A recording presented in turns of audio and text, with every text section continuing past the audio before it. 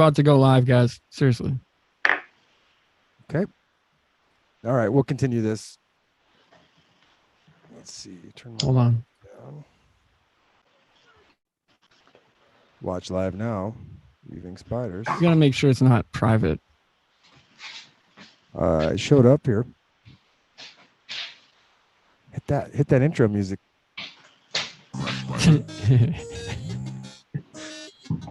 All right, hold on. Mr. Crack Spider. C, the active ingredient in marijuana. THC, the active ingredient in marijuana. Leave that. All right, I'm ready. The web structure was not affected. Promotion. But the spider behaviors was. I think we're live. We are live. Are you sure we're not private? Yeah, it show. I got the notification and clicked it. Okay. Oops. The spider didn't build the web. It built a hammock. The spider didn't build a web. It built a hammock. The spider can't go within 100 centimeters of the It web. built a hammock. The spider can't go within 100 centimeters of It the built a web. hammock. It built a hammock. King spider, the crack cocaine spider. All right, the yo. crack cocaine All right, we're live. spider, the king spider, the crack. It built a hammock. The spider can't go within 100 centimeters of the web. The spider built a web, found a mate, and raised over 100 young. But the mate got a restraining order, and now the spider can't go within 100 centimeters of the web. The spider built a web, found a mate, and raised over It built a hammock. It built the captain its ass. Behind it and popped the captain its ass. The crack cocaine spider figured building webs was for suck it. Waited to the captain its ass. Was exhausted and came up behind it and popped the captain its ass. The captain its ass. All right. Then came up behind it and popped the captain its ass. The captain What's up? We're live. Everybody Wow, what's up, guys? made it work. Yep, we're here. Hi. What are you doing, Jim? Oh, me. I'm sending out some promotional links. I just sent one out to the Twitter, and now I'm gonna send one off to Discord. I keep forgetting to log into all that stuff. Terrible. Terrible.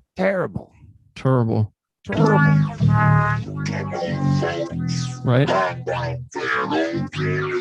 You know? For Oh, yeah. real. Come on, folks. How about that, okay? I can't remember if it's at everyone or at everybody.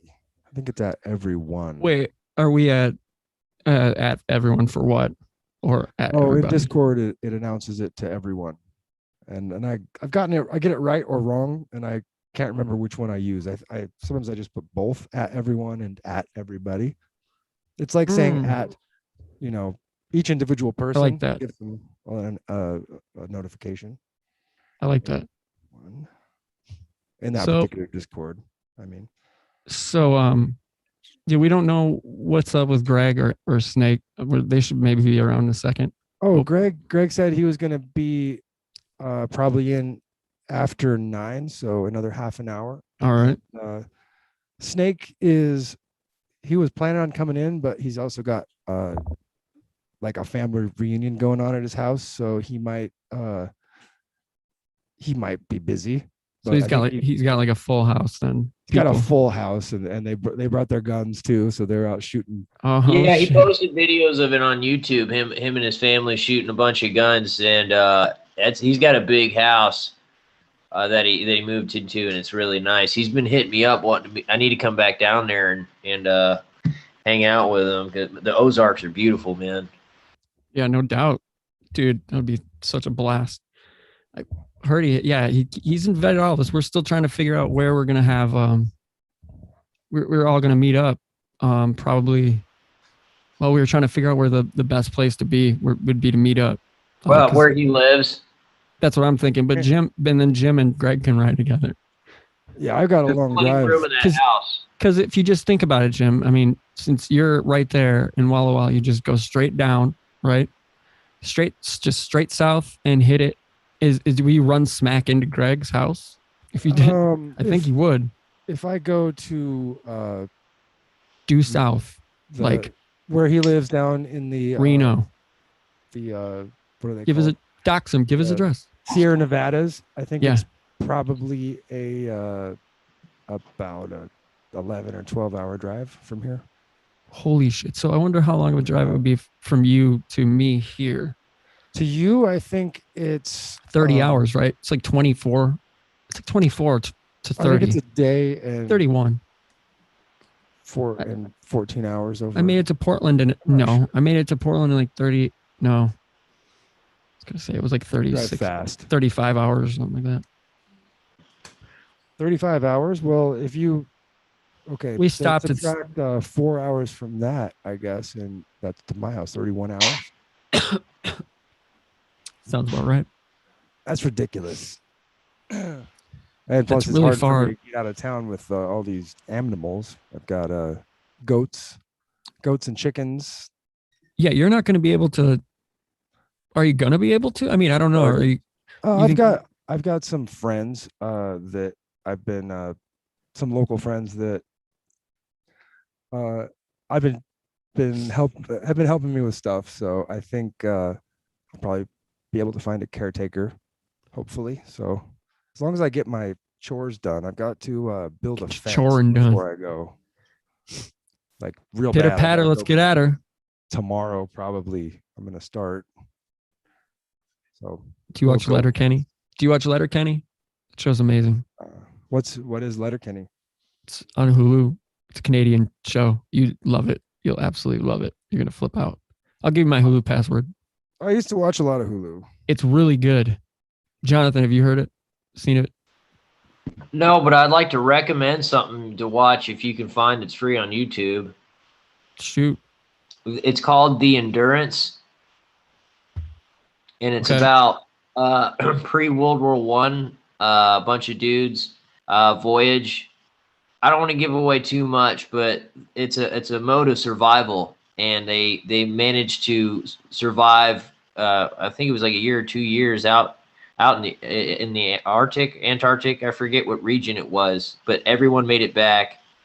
And right after they came back, they were considered they weren't considered heroes because World War I was kicking off, and they were all ashamed to go to the war. And then some died, and it was just it's like and one of the guys that made it said that England would rather have dead heroes than living heroes. You know what I mean?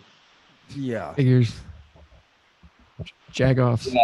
But it's still good because it would be an epic movie. It's about teamwork and guys coming together, and it's just it's not something that's really shown in society now as coming together, teamwork, survival, and they all had their own little private victory in some way, and they were actually embraced by the German people. The Germans actually ported them in, gave them snacks and tobacco, and they were praised as heroes. And they got to England and they were all mad at them. Go figure. Wow. So was this during World War II or World War I or before? Right before World War I kicked off. Sweet. What's it called? The Endurance. Look up Endurance documentary. The Endurance documentary. It's amazing. So it's a documentary. It's a documentary. Yeah, it's like it's one of those late '90s. I think it was a PBS or something, but the film grain resolution's not the greatest, but it's just an epic story. It really is. There's The Endurance ship. The Shackleton story. Yep. So it's like a maritime kind of thing or something. Is it at sea? How long is it? I want to say it was about an hour, maybe a little bit more. Do you see it? There it is. Shackleton's Captain, the famous Antarctic expedition, full movie. Yes. Yeah.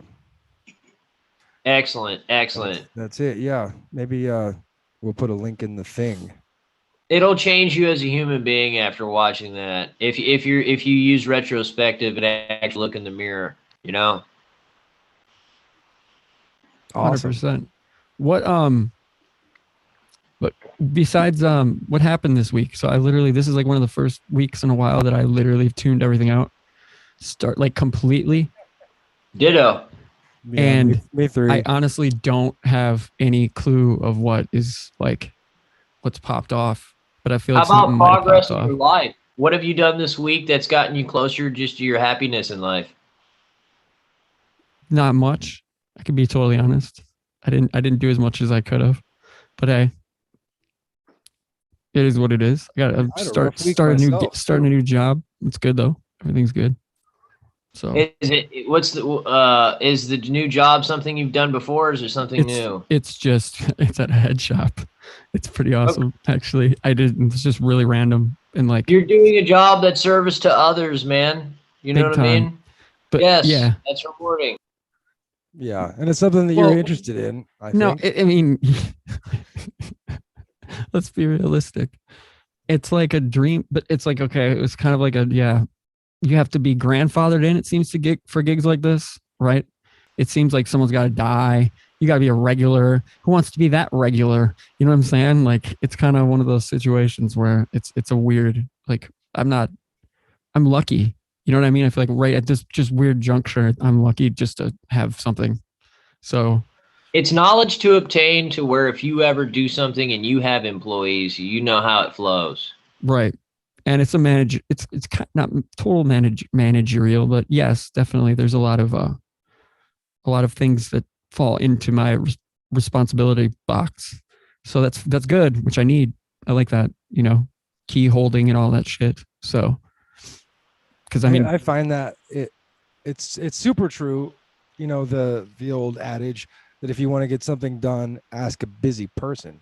Because right, like if I have like one or two things that I'm supposed to do or I need to do, like go to the post office and then like like I'm gonna clean the garage and that's it. Like I'll put it off all weekend and it never gets done. But if I have like 50 things I have to do, I get kind of stressed out and then I get up and I just start doing them and You know that the trick I use to help remedy that so you don't have stressors. Be honest with you. I'd like to hear that one. yep, The trick is you wanna get decent sleep and wake up at a good time around 6 or 7 in the morning so you have all day to accomplish something. And before you leave the house, you want to make your bed. Have a nice bed. Just I know it sounds silly, but no, it's but a it's goal. excuse me. It goes back to the Yeah, that's a good Jordan Peterson. Sorry, coughed right into the microphone. COVIDs. Anyway, no, Jordan Peterson talked. Like, serious. And it's brilliant. It's right on. Well, yeah, it's like organizing your life in front of yourself and behind yourself. Right. It's that third element, creating that third, that the observer effect. Do you know what I mean? It's creating a whole nother. Gives you more time in the morning to get shit done because everything just opens. It gives everybody at work about an hour to do their thing and an hour for you to make your coffee and get ready. And right. You have all day to accomplish something. Yeah, exactly. It's really weird how that works because if I go to work at 9 o'clock, right, work for an hour, and then as opposed to if I get to work at like 6:30 and work for an hour, I get way more done in that hour, just because there's something about it, like. And you still have a early-ish feeling because it's around 8, 9, 10, and it's all done. And it's still early in the morning for other people, so you can start hustling your personal stuff. Right. Plus, I'm still kind of halfway asleep for a little while, so like I think being halfway one foot in the dream world sort of is a kind of a thing, You better have both feet in when you walk out the door of that banger. Yeah, for sure. Yeah, your goal is to keep yourself from going to that realm and with both feet. You know what I'm saying? Right. Shout out to Jolly. Shout out to Jolly in the chat. Thanks for stopping by. Seriously. Yeah, I kind of had I thought it was really cool having flexibility with work because for a long time, like I would just sort of make my own hours, but the tendency is does it lead to self-sabotage? Yeah, it's like Yep. being a rock, like like the rock star lifestyle. Uh, it Yeah. gets frustrating for them, if like every day they're getting to the recording studio Venue. an hour later and an hour later. And Oh. eventually they get there and it's daylight and they're like, wait a second, we're working like normal jobs. This sucks. The same thing goes. Like, Yeah, but there's a bit difference, Jim, in a comparison from working for others and finally working for yourself. yeah, that's true. That's true. And it's, I mean, but are you also? I mean, you're fulfilling a bunch of shit, Jim. But I mean, like you're also what on? You're on like time pressing your contract basically. yeah, well, I've got like work orders. So, uh, you just get the stuff done as quickly as you can. How mundane we talking here? Oh, it ranges from like it's all pretty thoughtful work, and sometimes it's like it's really hard to sometimes you just spend hours doing the same thing, like trying to just because it's You like not the new going your way. jobs, the different stuff, something that's out of the box that sparks it, Right. And especially with sculpting and what you get to do.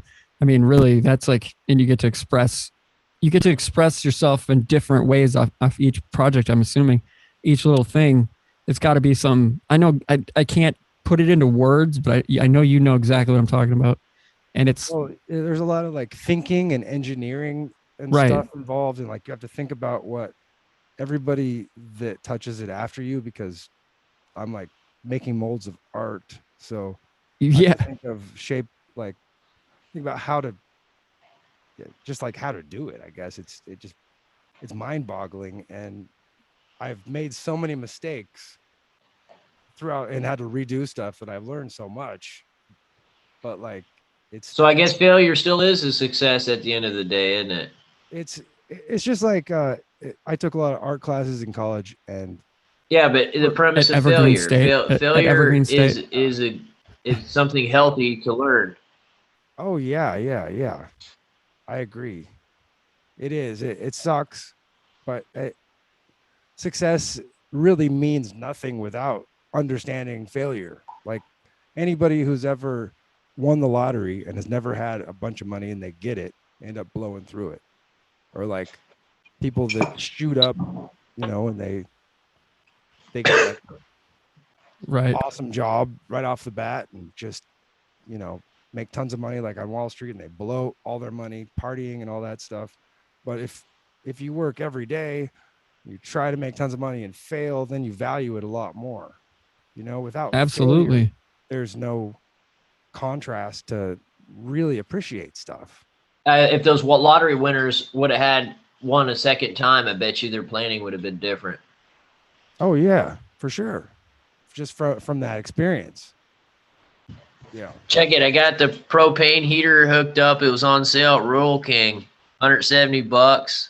I got the big tank, the big tall tank hooked up to it, taped off the hoses so it's got a good seal so there's no propane leak. You got that whatever they call it, the thread pitch tape that you use to make sure it's tight on there.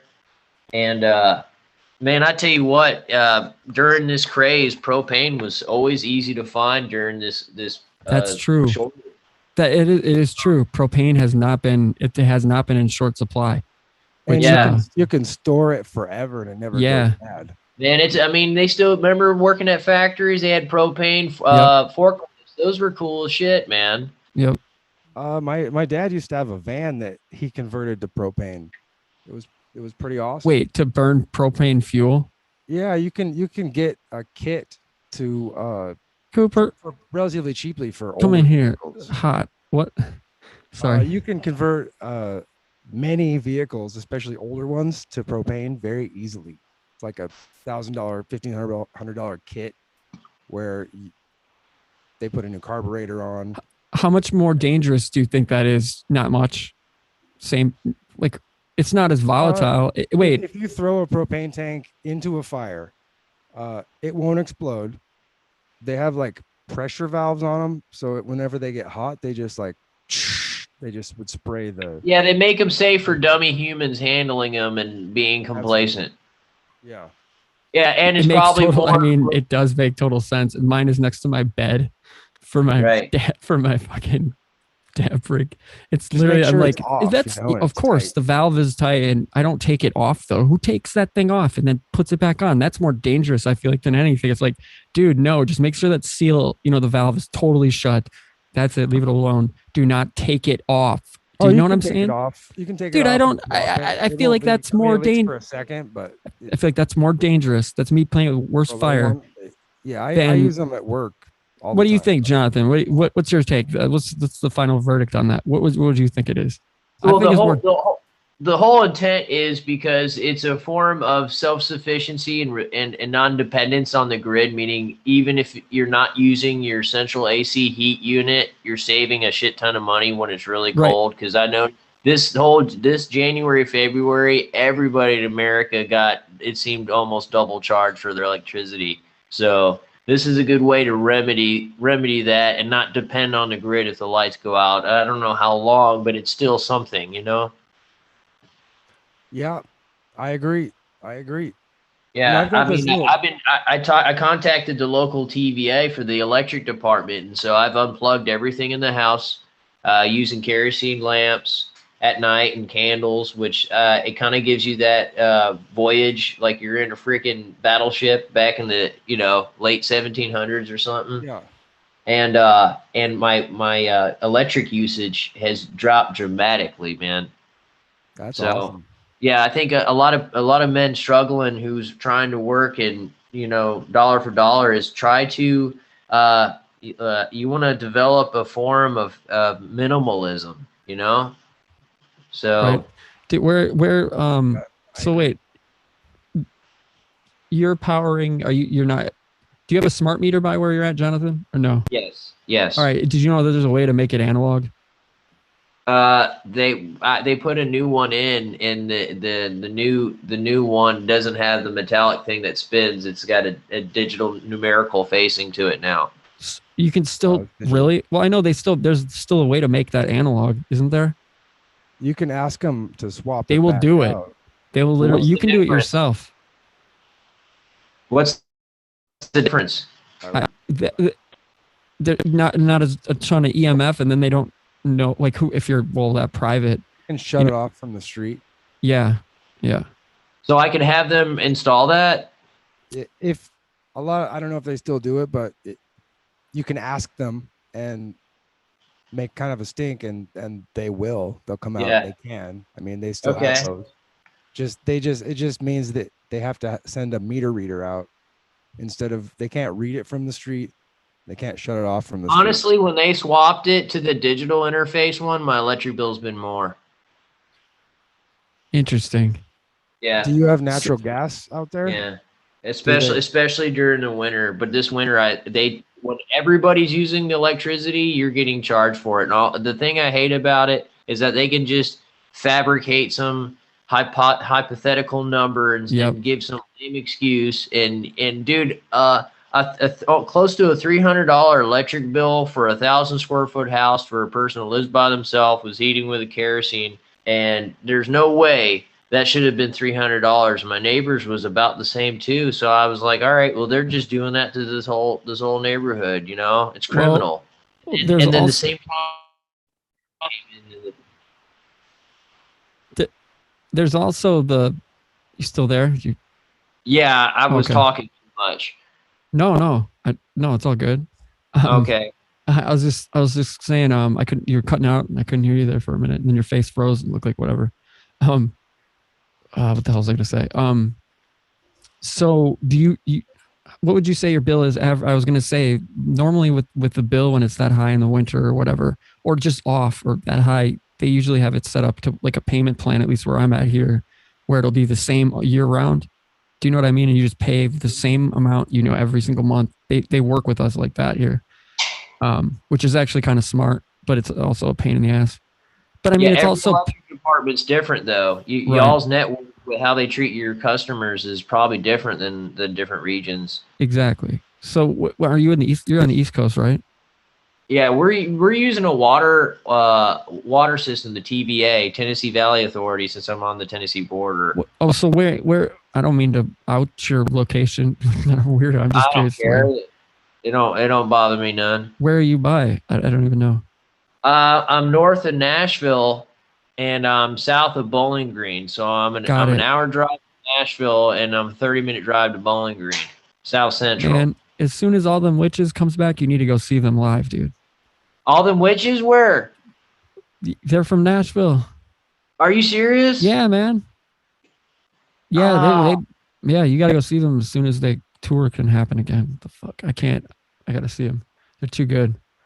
Yeah, but I want to be 100% honest with you. I carry my firearm everywhere, and if they got a metal detector or they got a problem with it, then I'm not going to go because my safety is more important. They should be grateful of some homie like me. I gotta say this. Hold on, I'm gonna stop you. I'm gonna just say this. I think it's like you can have a feeling. I just don't think everybody's going to an All Them Witches show isn't gonna bring out people you need to have a gun for. You know what I'm saying?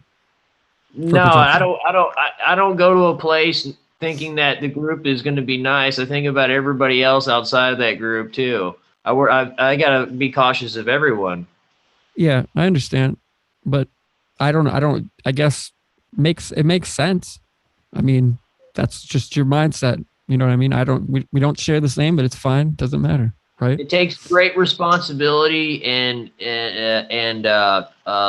knowledge of consequence carrying a firearm, man. Absolutely. It's absolutely. it's a big thing, and I don't knock any man who doesn't feel comfortable with that, because taking life is a very it can be very, very dangerous. And I think it's weird when you think about it too, like with people like not being like parents, like for example, mine didn't got rid of his guns when I reached a certain age, but he was like a hunter. You know what I mean? Okay, give me the backstory of this, because I need details. Well, I'm just saying I've never had issues with I'm just saying I'll never forget. There's just moments in my life where guns have been good and guns have been bad. Where you said somebody gave away their guns. What are you talking about? What? No, so he didn't give away. No, my grandfather sold his guns. Like he sold his guns. Okay. And he sold all his guns, man? Here's the thing, dude. I called him dad. He raised me, whatever, but he felt like he didn't need guns around, like just whatever. It was the mid 80s, probably, I'm thinking, or late 80s. He wasn't going hunting anymore. Why did he need all these guns anyway? You know what I'm saying? He wasn't like a avid shooter. He was in World War II. He was Hacksaw Ridge, dude, before there was even hacks. Well, he probably had a little bit bitter mark about guns. You know what I mean? Yeah, and it's not that. It's just like, well, what's the point? Like he would go pheasant hunting and all that stuff too. So, like whatever, but he would just when I'm like, why don't we have guns around? He's like, because you got to a certain age and we were a little bit worried about you, like me being like a freaking lunatic. You know what I mean? Well, that's not a good way to introduce it, though. Right. But then there's this. I literally, for the first time, when my first real gun experience was besides like a pellet gun, you know what I mean? Which was all the time, or a BB gun, but like with an actual, gun was an AR-15 at the shooting range here. I was like probably 19. Those are fun to shoot. I was probably 19, and I shot tons of guns. Right, I shot everything. What year was this? Well, it would have been it was just after 9/11, so it was 2000, like 2001. Wow. Because I remember I had a Bin Laden target. Do you know what I mean? That came back to me, or that I kept. Yeah, it was a Bin Laden target. And so anyway, yeah, I remember shooting and just having a blast and be like, this is it. Like, there's no kick to this thing. It's amazing. This gun is amazing. I shot like an M4. I shot a whole bunch of cool shit, and then I had the best time of my life. And then I would build a shooting range at my house if I could. I did that. I did that in my backyard. You guys, Jonathan, get this. So you guys, then I have no real gun. You know what I mean? Like, I don't. If I needed a gun, I'd get one, whatever. But I don't. You know what I'm saying? Back then, I didn't have any need for whatever. You should get one before you need it. You're exactly right. I think. I agree 100%. But anyway, it just wasn't a part. It just wasn't a part of the thing. Sometimes I had a Mossberg. You know what I mean? Sometimes a shotgun. That's it. Whatever. But anyway, I'm not getting myself in this situation. Carrying something that can sting somebody from keeping them from killing you is a good thing to have when you walk out the door. Right. But I know a lot of there's- people that have been in close calls. I mean, I've been in close calls before, you know, where my life was in danger. Yeah, I got pistol whipped and the shit. Yeah. I'll tell you this, and I'm against gun laws and carry permits, but I will say when I have been pulled over and I have a handgun carry permit, it really does de-escalate the cop, and usually they just let you go. They don't even take your insurance or nothing. So I will say that, man. Like in your state, I know it's like papers, sir, type shit, but it does de-escalate these. Because I watch, dude. Usually when I do that, I talk about guns here in the South. Every cop I've talked to will end up he'll pull out all of his guns out of his car and show it to y'all me. have a show. Yeah. Yeah, there's a gun culture here. Everybody wants to show, and awesome. You know, it's just yeah. We have that kind of here. We have that here in Wisconsin with the hunting, with deer hunting. Oh, dude, yeah. My family live in Wisconsin, man. You know, yeah. I mean, like it's common, dude. I'm not afraid of guns. I've been around them my whole I've been around families. You know, my best friends. Wisconsin's a weird mix of gun culture because it's good old boys and gangbangers. Exactly. That's here, 100%. Yes. So you got a mix there, but I'll never forget the one time though that I had a bad feeling about a gun, like that moment where you're just like, oh, this is a gross moment. If you know what it's weird. I was with it doesn't really matter. Is this dude who was basically kind of possessive over my ex-wife, and he was super rich, and he just pulled out the first time I ever met him, he wanted to intimidate me. You could tell, you know, it was obnoxious. And he's very feminine if you think about it, isn't it? Yeah, exactly. And he had a new girl there with him too. It was at this nice penthouse in Birmingham, Alabama. Wait, that was her ex? No, they were just friends. You could always tell. I could tell right away from the dude, you know, the man vibe that he wanted her and because she would never. So he was sweating your girl. Not sweating her, but he did back in the day. It seemed like and got shut down. That's all I can really say. You know. Well, what do you think? There might be attraction there. It happens. Right. I can't control that. I can't control my ex-wife's beauty. So whatever. You know what I mean? I had to get over that easy and quick. But anyway, it was funny. But he put a 6-shooter down, like a revolver. It was a big ass gun. It was I think it was a 350. No, it wasn't a 357, but it was big. It was obnoxious. And he was it wasn't a cowboy revolver. It was more. What do you think of a modern revolver? What? Say that again. Was the revolver look like cowboy action, or did it look like it had a hammer? It had a hammer. Okay, yeah. I mean, it was accentuated. But he put it down on the table in such a manner as to freak out the city boy Yankee. You know what I mean? It was like a show. It was a show. And this dude came from money. He inherited $21 million when he turned 19 or something. No joke. He thinks he's untouchable, man. He's on top of the world, right? They used to have Metallica. Oh, shut up. They used to have Metallica go down there. He had the enough money to book Metallica during Black Album days. I'll just leave it at that. Okay, so he was unsafe with the gun. What happened? No, he wasn't. He just was being that jock dude, if that makes sense. Like that dude to me to intimidate me. Yeah, do you what know what did I mean? he do? Like as a show by putting a gun down, I'm supposed to. Then I'm afraid of guns. That's what he's thinking. That I'm some liberal kid afraid of guns. I'm sure that's what was going through his mind. Yeah, a real gun guy like myself would say, "Hey, check this out." And first thing I'd say is, "This is how you make sure it's unloaded. See, there's no bullets in it. Check it out." You know what I'm saying? Right. But this was just a show of, chest pounding and dick measuring. It felt if you had a gun on you, you'd say, "Oh, yours was in the closet, mine's on my hip, pussy." Yeah, you're cutting out really bad. Is that happening on your end, Jim? No, I think I need to mute myself when I'm not talking. It really does. No, when you were talking, it just choppy. Did you hear it, Jim? It might. Did you? I heard it for a second. It might have been a reverb. Yeah, you guys need to carry your gun on you, man. There it is again. Carry your firearm on you. The way the world's going. No, I agree. Yeah. I just still haven't made it to a gun show. So You come on down to Missouri, and I'll introduce you to that kind of culture, man. Because and Wisconsin, I think you can get a carry permit there, can't you? oh yeah, and I got after I just didn't get around to getting a pistol and my concealed carry permit, but I was going to. Like all the cops in my neighborhood in Milwaukee were like urging me to get it because I'd been You buy pistol your whipped. first gun, get a pistol, because that way you can keep it in the house or you can put it on you. Say that again. It said your first firearm should be a pistol, so that way you can carry it on you if you ever get a holster, or Right. walk out the door, or keep it at the house, and make sure you just get a flashlight for Hey, it, or let's keep a see. flashlight near your pistol, so at night you can use it to see what the hell's going on. Right. Hey, Cooper, I got to give you a shout out for knowing who Church of the Cosmic Skull is, even to begin with. You rule. And also, Colts are pretty nice looking. Never shot one. How practical is it? That's Cooper's question in the chat, Jonathan. Say that again. What was the question? He just said Colts are pretty nice looking. Never shot one. How practical? No, Colts are too expensive, and they're Gucci, they're name brand. Okay,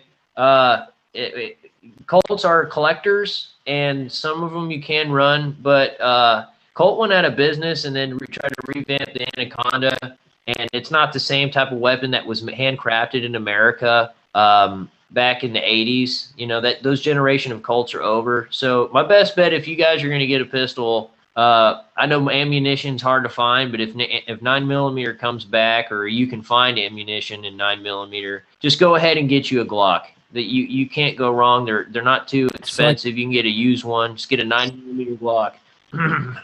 So you there's still bullets for a Glock. Is there still bullets out there for nines? Yeah, You get 'em can find online. them. Yeah, you can get them online, and or go to your local gun store and ask them if they get any in, or if you can pre-order it, or go online orders. And usually ammunition in your state goes straight to your house. You can order ammo and it comes to your house. Like, Nice. people don't understand that. It's totally legal. It's just like buying stuff from Amazon, except it's not Amazon, it's ammo. And you pay a little bit more for shipping because it's considered an explosive. It's only like $25 shipping. So my friend just got Hey, 1,000 rounds. Jonathan, of 9mm can you sign off for, and then try signing back on? $400. yeah, I'll give it a shot. Yeah, leave and then come right back. You got the link still, right? Yeah, I should. Okay. I got Okay, it on my email. Try that again, because you're just like totally. I don't know what it is. I think it might try to reconnect. Yeah, I reconnect might fix that.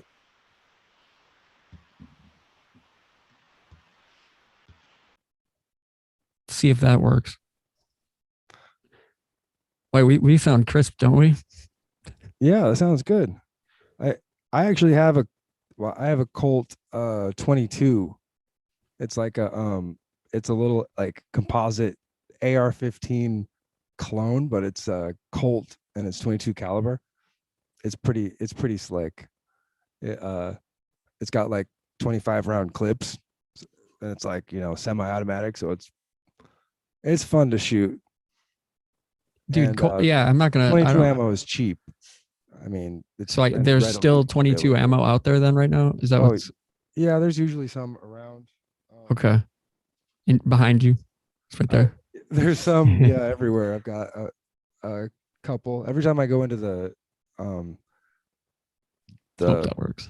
the farm store and they have ammo, they Right. have like a 2-box limit. So I always pick up whatever they have that fits my guns, just in case, if I've got some extra cash. Another firearm I would recommend is a 22 pistol. Get you a 22 pistol, man. Everybody can shoot it well. Ammunition's cheap, and you carry a lot of rounds. So 22 plus. That's what I actually started carrying. I usually recommend 9mm for most people, because the 22 caliber game, you gotta kind of know what you're doing for reliability, because they're rimfire rounds. So It's good to know.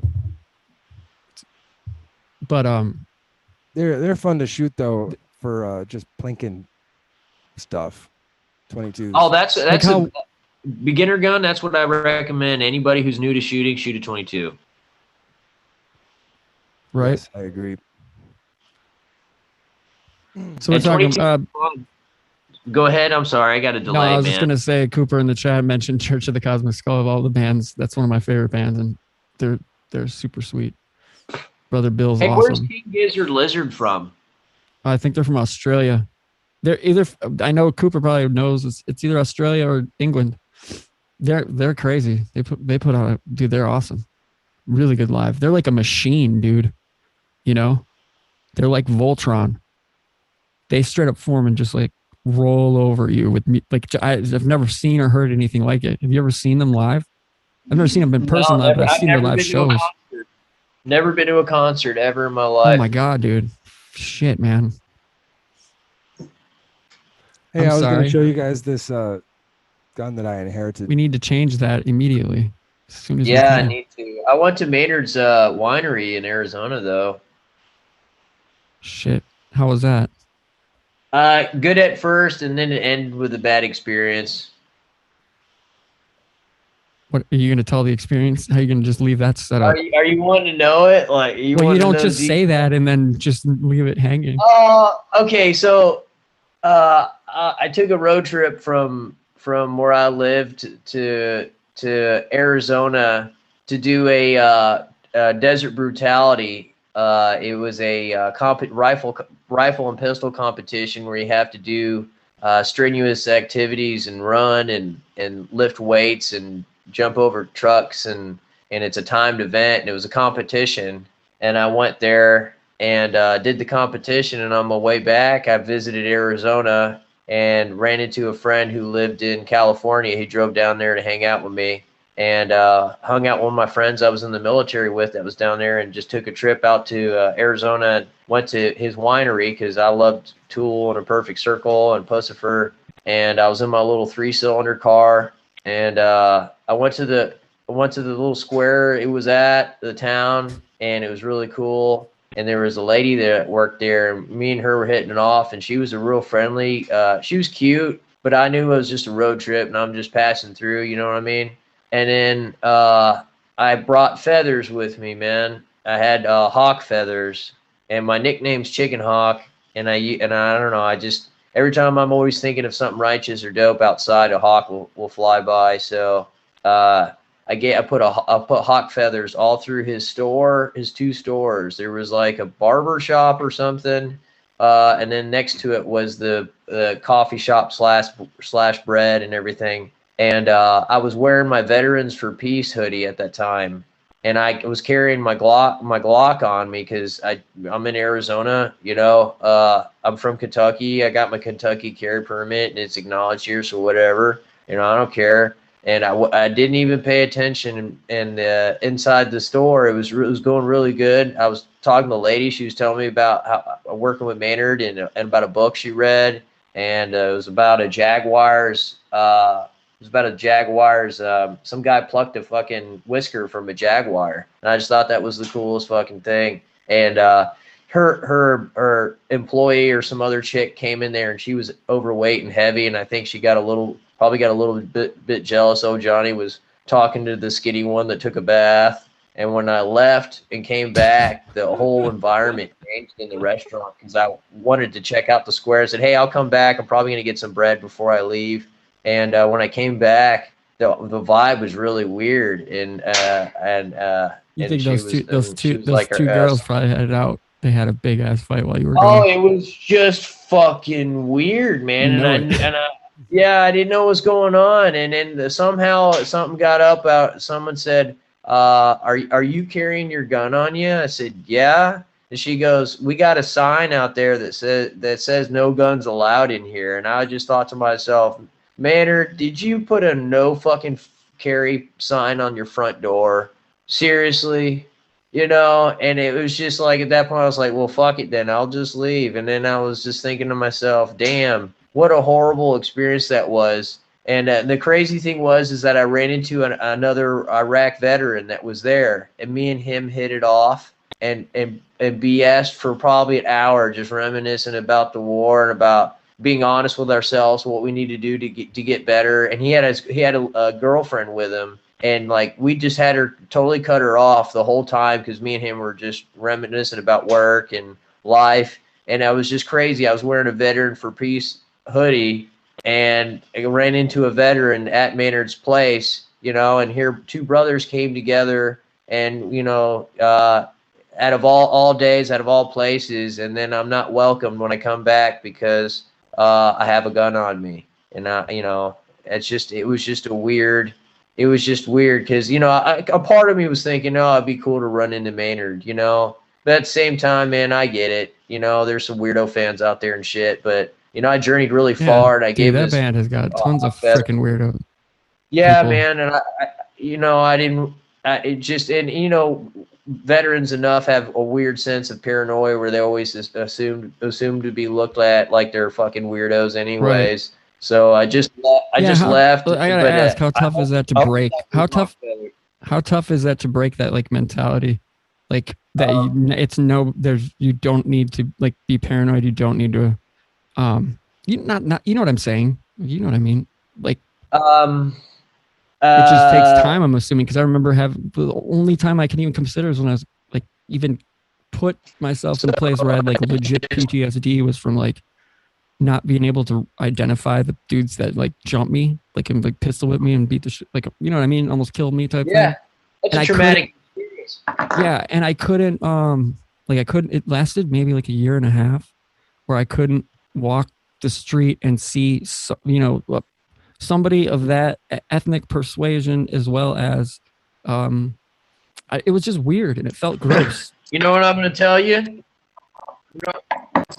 You know what I'm going to tell you? If you had a firearm on you, the outcome would have been a whole lot different. Oh yeah, absolutely. But hey, it is what it is. Once you have more than one guy swinging on you, it's fair game. No, and believe me, it would have been fair game. But it is what it is. So I mean, but I remember how long it took me to where I could actually say, where I could actually be like, okay, I'm not like head on a swivel like a lunatic. You know what I mean? It like finally went away after like about a year and a half. Never lose it. It's always good to have. You always want to what if stuff. I employ that. I absolutely 100% employ that and have employed it many, many times like since then. It's not something that's new to me. It's just a matter, you know what I mean? It's just, I don't know. It's weird. But I'm curious to know, it probably takes a long time for like that to happen with a vet. You know what I mean? That's seen a lot of combat. It's got to be, it's just got to be really, really rough. The tough part is that you can't telepathically send the signal of the experience for people to understand, and just seeing how death is it's so easy for a human to die. You know what I mean? And but people experience it with like EMTs, firefighters, police officers, volunteer firefighters, even people in a car accident. You're rescuing somebody from a car wreck. Exposure to extreme violence and suffering is traumatic to everybody's spirit. Absolutely. Absolutely. Mortality, because it's a reflection that it can happen to you. That's the part about it. That's fearful,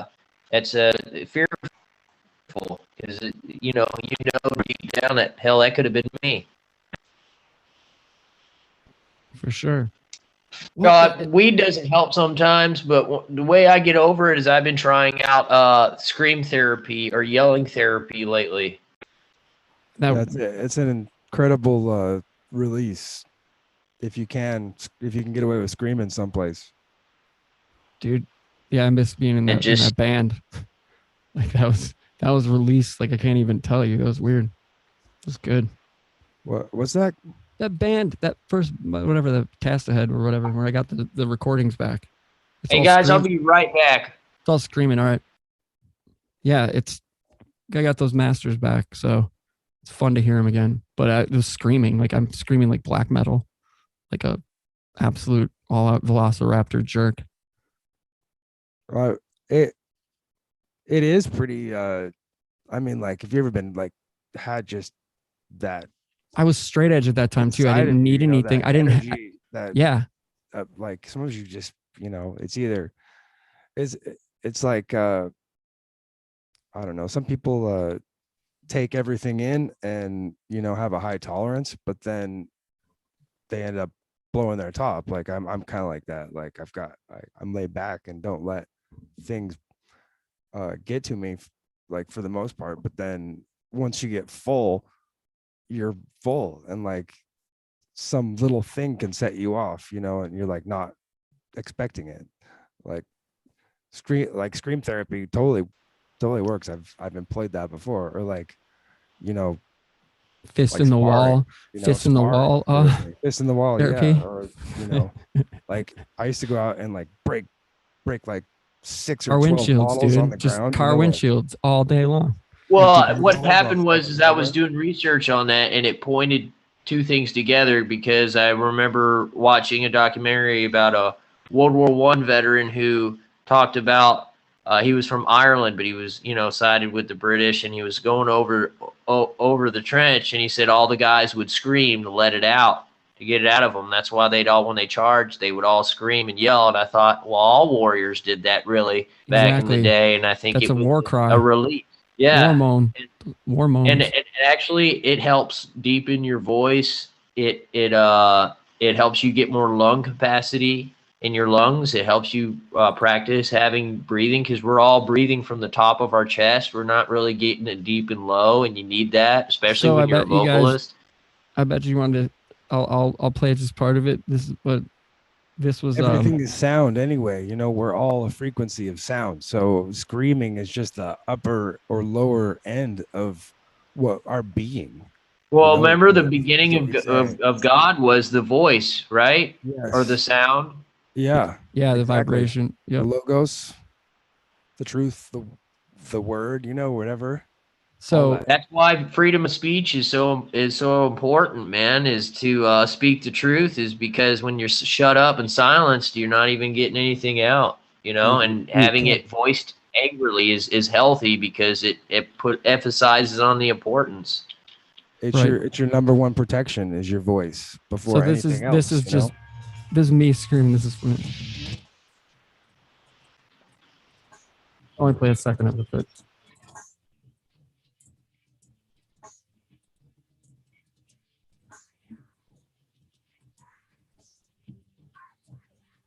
I can't hear it, unfortunately.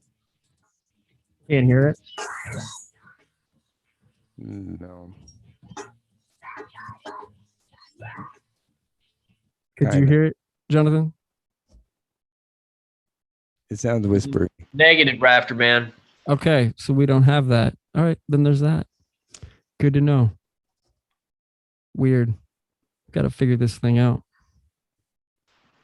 Hey, is there any of the questions from the chat that spikes your interest? No, not yet. Not yet. I haven't even looked. But yeah, we should have Greg in here in a second. I'm thinking. Who knows? Yeah, I used whoa, sorry about yeah, that. reverb, dude. I used to break bottles when I would get like, where I felt like it was overwhelming and things I couldn't control were causing me stress. Working a shovel does that for me. Shoveling rock, shoveling gravel, that gets it out of me. Well, yeah, afterwards I have to sweep everything up, and there's this like release, and then like when you sweep it all up, it's like all that, you've transmuted that feeling into broken glass on the ground, then you sweep it up and throw it away and it's gone. Yeah. Oh, there's always a saying that works true with dogs and yourself is a tired dog is a happy dog. And, getting some physical exercise or manual labor is good for your body. Absolutely. It definitely just getting up and out, like I used to smoke cigarettes, and when I quit smoking, I wasn't getting up and going outside first thing in the morning, and I was like super depressed until I realized that that's what. So I go outside and stand there and like take some really deep breaths and pretend like I was smoking an invisible cigarette. And it was awesome, you know, for a while until I got over the urge to smoke every time I would go outside in the morning. But You know, if you go for runs, if I could recommend anything for people, if you want to get into exercise or physical fitness, is just go to your local park and run. Just start running at your own pace. Stay hydrated, drink a lot of water, bring some water with you. Always have water on you somehow when you're running, like a Camelback with a straw. It's great. And just try go run every other day. And then after a certain amount of time, do more rotations or circles or go further. And then when you start feel like you're getting more healthy to doing that, do some push-ups and sit-ups a whole bunch before you go for a run, or go for a run and when you get done do some push-ups and sit-ups, you know, and then do it from there, because physical fitness really does help mental clarity. yeah, I agree with that. For sure. That helped me get out of some depressing situations. A little bit You of gotta sweat. The thing is, you gotta sweat. Your body's natural perspiration. It needs to do that. You can't just urinate all the time. You got to get it out of your pores. absolutely true. Yeah, I used to go. I would go into the bathroom at first and do like an elevated push up, like, you know, put my hands would be on the bathtub edge. Oh yeah, yep. So it's like you're not quite down on the ground, and it's not quite as hard because the part of your pectoral muscle, the underpart's stronger anyway. Then I mean, I feel like I'm Easy way to do a push up starting off is you're gonna just say, "Today I'm gonna start it," and this is what you do. Do your first time at it, do as many push ups as you can until you can't do anymore. Then 30 minutes later, do that again. And then 30 minutes later, do that again. Or every hour, do that all day. And do that for a couple days. And that way you're getting your push-ups in, and you can stop at a break at work. And I'm telling you, over 2 weeks, you'll see a dramatic difference. Push-ups and sit-ups and run. You do that. And if you want to get real fancy, a pull-up bar. Every man should be able to pull himself up at least once. You know, if you or can't run do to it, the park and do some pull-ups on the jungle gym. oh, dude, pull-ups, man. They hit it all. They hit it all, man. I like pull-ups, dude. You can actually implement ab workouts with pull-ups too. You can, pull yourself up and crunch yourself up. Yeah, man. And it's fun because you can do it at your own pace, and it helps your back. Helps your If you got back pain, doing pull-ups really does help your back. It really helps you out in the long run, man. That's a good idea. I need to start exercising again because I'm prone to back pain from an injury, and I I think that, you know, just being stronger would help. It's like a nerve that gets pinched sometimes, but Do a pull-up bar. Every time I get up on the pull-up bar, I hear my back go grrrk and start popping all the way down and straighten it out. It's a decompression. yeah, I've got an inversion table that I put it like Yeah. on the lowest amount of tilt. It's like I don't remember 20. Well, pull-ups, what it does with your back is it strengthens the muscles around the bone. So you want to have tough muscles to keep it kind of in place instead of loose. You want to have tight muscles, around there, at least ones that are exercised. It'll protect you and make your bones stronger too. Oh, boost your testosterone. Hey, I'm not a spring chicken anymore. Or I'm fading out of that. I'm 36, so it helps. And I'm telling you guys, men easily bounce back being back into shape. I think when women get older, it's harder. They really got to dedicate themselves unless they've been in it for a while. But you'd be surprised how easy you can bounce back and be into shape, no matter even if you're in your 60s. Oh yeah, you start feeling great after a couple weeks, and then a month in, you're like, looking ripped.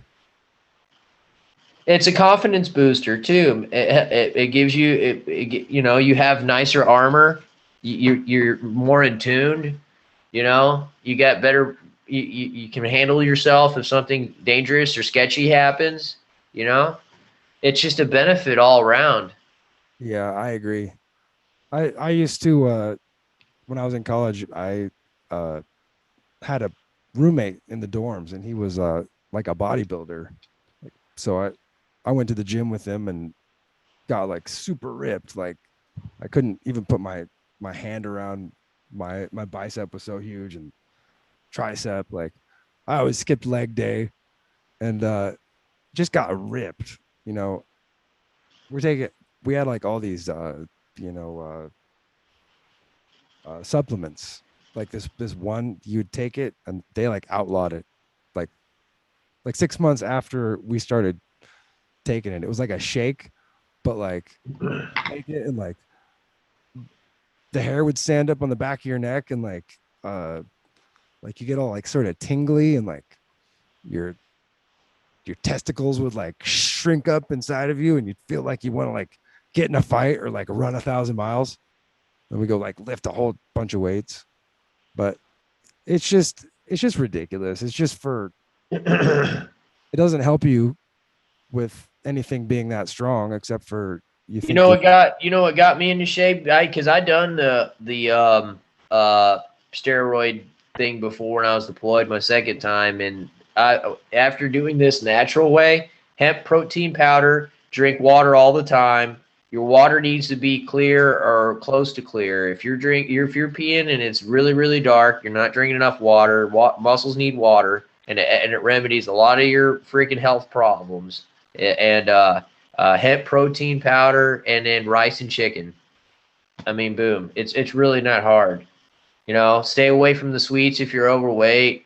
And you got to run. You got to run. The only way you're gonna help out everything is you got to get your lungs working.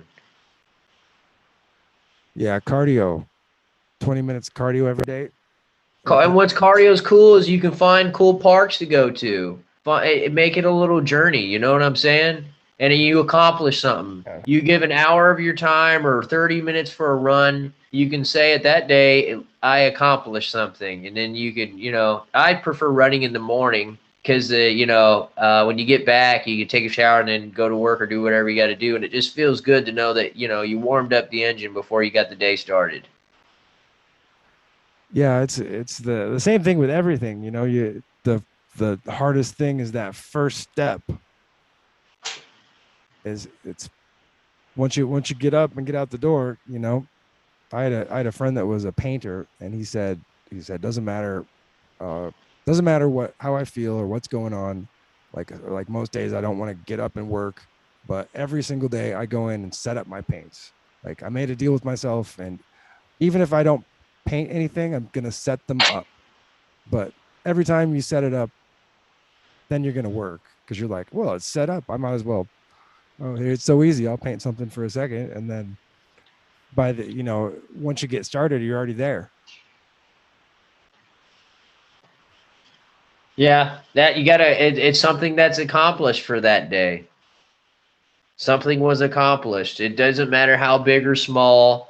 And the accomplishment doesn't mean you scored big with money, and that's why the premise is making your bed. So that way at the end of the day, when you're done, you can lay down in a made bed and said, I did something today. It's all progress. Did you know that a chicken can move a mountain? Yes. You know how a chicken can move a mountain? Do you know how the chicken moves the mountain? The chicken can move a mountain. And the way the chicken moves the mountain is one spoonful at a time. I tend to agree with that. I tend to subscribe to that 100%. And that's what you're doing for yourself, I think, Absolutely. I think I'm gonna run. Go for a run, man. Wait, did you quit smoking? You don't smoke, you don't vape or anything, Jim? No, I don't use tobacco. Guys, tell me if you can hear this in the background. I'm just curious. Jim, if you're going to run, you're going to have to kick the alcohol. Could you hear that? Yeah. It's I've cut way back since I think like 3 years ago I used to drink. Carbonation in beer is going to give you more pain when you run.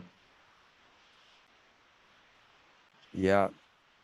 And I used to think that was BS until I had a squad leader that was doing PT, and he said that he had a soldier that he got him off sodas for 2 weeks, and his 2 mile run he shaved off 2 minutes from a Well, I think 2 mile. sodas are way worse because of that high fructose corn syrup and just all the sugar. Like there's not. Well, What I do you mean, think beer is? alcohol, yeah, but Alcohol. Come on. I I like. used to drink beer too, man. It gave me intestinal problems. I can't do it. It gave me gout. Can't drink beer. I like Yeah, I don't drink it. I don't really drink either. now and again. I'll have a Bailey's and coffee every once in a while, though. I like Irish coffee. I'll put some whiskey in there. There we That's go. good. That's Put a little good. pep in your step. You know it. If I got a cold, I'll put a little bit of whiskey in my coffee, and it's way better than taking Dayquil. Just like a one shot in your thermos, and go to work or whatever, and it helps. Yeah, go for a run. Start running. Get you a Camelback with a straw with water, and just you don't even have to use it to drink water. But when you get cotton mouth or real dry mouth running, I'll just suck it to get my mouth wet and spit the water out because I'm still running. You know, it helps. Get you some good tennis shoes, and hey, you might actually want to wear a different holster when you're jogging. You know, maybe I need to look into that. Get you a jogging holster. I'll hook you up with the one that'll be just right for you. That's a good idea. Yeah. Yeah. Dude, Jim, you got crazy people in your town. Like, Maybe I should put a holster on. I the don't door. want to put I don't want to put it on blast, but dude, you told me some like creepy stuff. Oh yeah, there was. I was really legitimately creeped out. There Like I still am to this day. Apparently, like word in the homeless community is that Walla Walla is a safe place to go, where you'll get taken care of. And, No, that's not what freaks me out. What this freaks me stuff out has is been spray painted on under the bridges in Sacramento and in a few other places, I guess. see, that's weird, right? It's that's pretty weird, yeah. Pretty freaking odd to have a bunch of like that's some straight up like that's human traffic. It feels like it's human trafficking. It's communicate comms. It's some kind of comms, right? It feels weird. I'm not saying it's like pedophiles or anything like that. I'm just saying it reeks of, because I had a close friend, and this story is wild, but I had a close friend, Garrett. What up, Garrett? And David Shaw. They were in California, and they were probably they just left high school, graduated, whatever, went out there and like 19 years old, and they ended up homeless in San Francisco, and they didn't know where to go, and they only had a certain amount of money. And these two girls, and mind you, Garrett, these are two good looking dudes, you know what I mean? Like they're not like whatever, they're both in bands and stuff, you know what I mean? So they're just like, whatever, let's just do whatever. We're homeless. Oh, well, let's make the most of it. You know what I mean? Like people like that, like when you're 19 and you can, I guess, go home, run home if you need to. So anyway, they're out there, and these two girls like come they're like stalking them kind of a little bit, like seeing who they are and what they're doing out there. And they obviously were marks, like the two of them. So they handed them like a flyer for this place called The Mission in San Jose. And it was like free food. They were hungry. It was like one of those tracts, but it wasn't like Christian, super weird. So anyway, they took them up on the offer. Get this. So they end up going out there. They get like settled in. It's a mansion. Like this house is huge, right? It's on a big ass property. Well, they end up bringing like their guitar, one bag of clothes, everything else, whatever. Nothing too crazy. They get settled in. There's people all ages around, and it was just super weird, like extremely odd. And they had this vibe. The vibe was just off. They Garrett, when he retells the story, was just really, really off. The vibe, wrong. Everything was wrong. So they stuck it out for a couple of days, and then by like the third day, they were like roaming around the house, and they found like a room that wasn't supposed to be found, type thing, with a bunch of like weird ritualistic nonsense in it. Jesus. Yeah, and they thought the dude that was like running the place was a meth, like a total tweaker, but like really insane, like really crazy. I'm imagining some movie characters. I'm sure you guys are in your head. And then this dude is like, whatever, kind of uber controlling, like wants, overlording over people type character. And so by the third day, they realize that they're in, oh shit, they're like, we're in a freaking, what is this? You know what I mean? Like, what, this is like some cult, some messed up cult or something. Like, what is this? And when they realize, they're out working during the day, and then when they realize that, oh, they're working together, they like, yeah, let's just grab our shit and go. We're just like run for the nearest clearing. They had to run through like a clearing and all this stuff to even get out. Like there's barbed wire fencing, and it's such a huge property. They have no idea how to get out. They just, you know what I mean? What was the place again? The Mission, it's called, in San Jose. Oh my God, they had a thing. They have missions all over the United States. Right, I know. Exactly, yes. And this one was it was either Sacramento, I think it might have been Sacramento. Either San Jose or Sacramento, one of those two. I know that's a big difference, but That dude, sounds almost Scientology. yeah, Oh, yes. Yeah, it was like, it was UFO cultish, weird, right? Wow. And anyway, so they realize that they want to fucking get out, and they realize what the situation is dire, like, like we got to get out of here type thing. And they try to play it cool. When they go back to their room, guess what? To grab all their shit's gone. Yep. And Wow. so they're like, oh no. And they go out, and apparently like the leader, they walk them from the house to the barn, which is like a giant, like 90 yards away, a big red barn, of course. And yeah, they end up turning and running as fast as they can, because they didn't even want to know what was there. They literally just turned like on 3 type shit, go with no clothes on their back, no like backpack, nothing. They just left everything behind, and they ended up running as fast. They never looked back once. We're talking like, a good mile sprint. I don't know, not a mile. That's insane, but it's crazy. Anyway, they make it far enough. They make it into the woods. They don't know. They're just going to keep going. And they ended up making it in the middle of like downtown Sacramento or San Jose. And it was hood, like where they were at. Either way, it was really hood. So they were in the wrong place at the wrong time, again at middle of the night, and they just told the hood what had happened, and like everybody was super nice and gave them like coats, and they pooled their money and to Greyhound these two back to Wisconsin. Whoa, So that's epic, dude. Especially on cocaine, when you're hearing it, for the first time, and it's like the best story time ever. Oh, that'd be an excellent movie. Yeah, dude, it was literally like a 2.5, 3 hour epic story. He could recall every single detail. It was like, and dude, it had me so spooked, you guys, that for like 2 weeks after this, like me hearing of this incident, I called the Sacramento Bee. I called all these newspapers to tell them about this mission place, because I'd found it on maps. This was in like 2002 or late 2001, early 2002. It was before I moved to Austin. So it's super weird. I couldn't get anywhere. I remember one of the guys, though, at one of the newspapers, I feel like it was the Sacramento Bee, like I said they had heard things about this place multiple times. They have heard complaints after complaints about crazy, weird things like this going on. But there's no way that they could get an interview with them because of the 2-party laws in California for filming. So there's absolutely there's no point. So they just don't even bother, going out and investigating any of this stuff. I mean, why would they? Their body cams are considered filming, and that's the 2-party law. Is that Ooh, talking about? this is pre-body cams too. Yeah, but this is 2002. This is 2002, man. And I have my Roadrunner internet. You know what I'm saying? My high-speed internet. I'm like searching. Yeah. I'm not sure they can do much on hearsay sort of. Exactly. And it was. But look at them, but it'd be hard for them. And then plus the people that are getting taken advantage of have no voice. So they're not like a blonde girl that got kidnapped. They found like no matter of time someone's going to get hurt there. That's what it's going to take. Thanks, government. And I want to find this location. Like I have it in my head mapped out really well, because it was such a riveting story, like it's weird. It's just like that it creeped me out so bad though.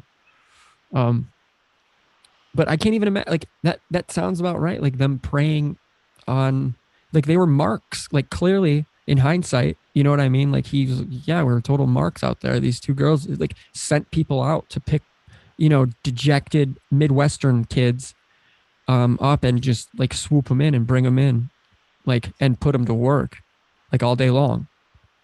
So it was like some all their shit. slave trade shit going on. And like That's human trafficking, dude. that's what I'm saying. And then if you think about it like this, I asked what the age ranges were like for everybody in that household, and he said up to age like 75 years old. Like grandma's there. How young? And the youngest was like maybe 16. Wow. Yeah, not even. There were like no kids at this place. There was a ritual. What do you think the ritual scene looked like? Was it like black magic shit? He made all I have in my like mental what's burned into my brain from this crazy story, an amazing like tale, is that I have like a pentagram with shattered glass around it, like a crude pentagram, spray painted in black on like a hard blue cement block-ish looking, What do you? The broken glass was. I have no clue, but that was my mind's eye. Idea. I got That's an my idea mind's what eye. broken glass was. Yeah, what is it? A broken glass releases the spirit.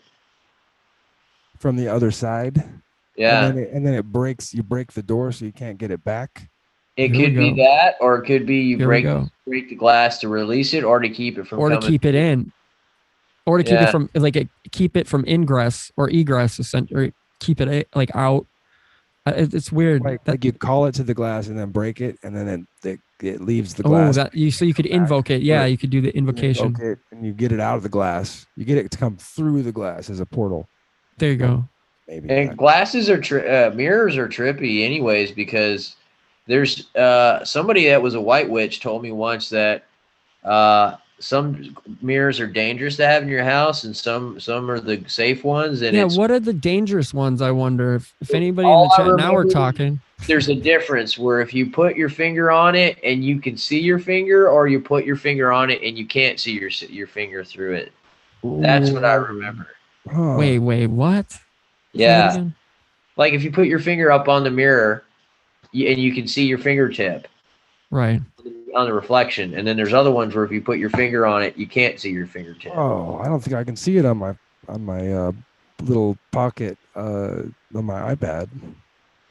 Yeah, so it's probably an I open wonder- doorway to suck you in. Yeah, okay, so wait a I minute. made a Hold on. black mirror out of a piece of obsidian. So guys, what do we think it could be then? Like, what do you, besides human trafficking, what else would that place be? It's called The Mission. I did a bunch of research, obviously, looking into this and found missions can all be over run by any fucking Christian or claim. Yeah. Catholic. It feels like there's like a Catholic. Well, it's Christian, Baptist, depends where you're at. All missions are supposed to be for people who are addicts or despotism that are, away from their homes and shit. But to me, that sounds like with black magic and shit, and the ages being from 16 to 75. Yeah, that's I what wonder was. if it's females or just males that are 16. Like young underage kids coming there is a red flag, dude. Right, but I mean, they could have been 18 for all intents and purposes. You know what I'm saying? That's true. But So- the fact that he had black magic means, man, who's to say that some of those kids end up missing and they steal all their shit? That's what I'm saying. That's A number one, right? That's A, and then there's so many variables here that we could say that essentially they were, because I mean, all right, think about those two girls that apparently flagged them down in the street, right? Yeah, Like, that's your first red flag. Marks, like they're marks because they're wearing all black, pretty much. So I mean, that's a dead. You know how that is. I remember going out to Portland. Like everybody was like, "Oh, you." They just knew I wasn't from around there. I'm like, what are you talking about? Right. Jim, you know what I'm talking about? Oh, what do you mean? Like when I first time I visited Portland when I was like 21 or 22, I remember everybody was like, "Oh yeah, we can tell we could tell you're not from here. We can tell you ain't from here. We can see it looks beautiful." I'm we just can- trying to get the reflection going on it. But I think there's like a You west. line their pyramids with that. There's a West Coast. Perhaps. Anyway, it's not evil. I Yeah, made go it. with your story though. Yeah. What all right. So what are the odds though with like, okay, so if it is black, I mean, they're not doing white magic. You know what I'm saying? Like, Yeah, I think the whatever's going pentagram, on. broken glass, and all black kind of gives it away. Yeah, and yeah, that's the, at least in my mind's eye when he told me the story, I have that in my brain, and it's still burned there. because that was just such a moving, insane. You know how many dark covens have a cover story as being Christian that's out there? Yeah, way too many. And you know who's out there? Veltman. I should check. I don't, but it's the best place to I should hide. get Lee Veltman on. I know that there I'll was text him. there was a church here in Wenatchee, probably back in 1994 or 5, where all like the police were watching him or something. Like all of a sudden, the pastor got arrested for having orgies with everybody, and they went with ultraviolet, and there was like there was seminal fluid all over the whole place. Like the whole place looked like a disco or whatever. And Wow. there was nothing in the news about it being satanic, just like it was a cult or something. A lot of times, those are fall guys for shit. They got people that are intertwined with politics that are probably a part of that. True Detective, the TV show, the first season of it, that talked about it. I mean, it was in your face. I haven't seen that. That was you haven't seen that, dude? It's the same story. It's amazing. Same premise almost. Carcosa too. He goes into all like late 19th century writings where the shit. If you even read the book to completion, you were cursed. Type shit. Grimoire. Oh, grimoire. It wasn't a grimoire though. It's like a story, but you're not supposed to read past. If anybody in the chat knows, I know y'all know what I'm talking about. Carcosa, the Yellow King. The Yellow King. That's what it's about. How old is this? Late 1800s. And you're only supposed to read it to where? I'll get the name of it right now. Here we go. I'll share my screen so you can. That's kind of dangerous material to be reading. No, okay. So True Detective. Wait, the book is season 1. So is this a TV show or? Yeah, it's Matthew McConaughey and Woody Harrelson on HBO. It's one of the best shows ever. Didn't they do? That was their best film. Was them two together, man. That is the greatest season. It's a whole season. It's the best TV show like I've ever seen. It's like up there with Justified and other. You know why? Because the story of them doing. I don't want to give too much away, but it's realistic of their mistakes being human. You know, it's everyday era that they put it that you remember. You know. Oh, McConaughey. Carcosa is the city. Here you go, Carcosa, True Detective. There's a band called Carcosa. That's a good band name. So it is, Carcosa is a term found in many works of fiction, such as those. Oh, it's Ambrose Bierce. Hell no. And Robert Chambers. Ambrose Bierce is the guy who got shot in the Civil War through his temple, and afterward he became like a prolific writer. His story is amazing. Ambrose Bierce is great. Walk in, huh? Dude, I got to research that guy. He got hit in the head. He got shot in the head, yeah. And he's Ambrose Bierce, Bierce. He's dude. He's like wrote occult stuff. It's pretty crazy. So the Yellow King is based in the book Haita, Ambrose Bierce's short story Haita the Shepherd in 1893, and it was expanded upon by Robert Chambers, H.P. Lovecraft, and August Derleth. He could be considered as the unseen antagonist of season 1 of True Detective. Haster.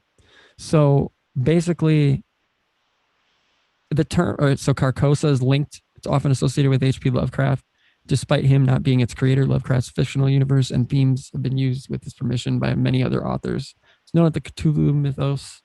The direct reference to Carcosa and the Yellow King make True Detective beyond any doubts a part of the Cthulhu mythos, not only formally, but also by having many elements in common with these stories, such as satanic or alien evil forces, heavy mystical connotations, and a pessimistic worldview.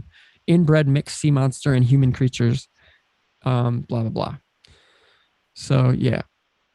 It's... Yeah, he definitely tapped into the abyss during the war and never shook it loose. No. He got shot in the head. And check it out, man. He got shot in the head.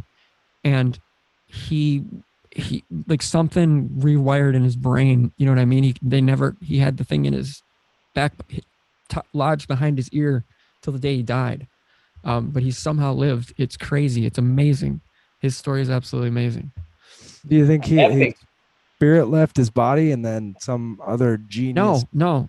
Look, guys, I'm He gonna share the jumped in screen. and- I'm gonna share the screen so you can see what I'm talking about. Look at this. Yeah, because I'm looking at pictures of him trying to find his injury. Okay. So Ambrose Bierce.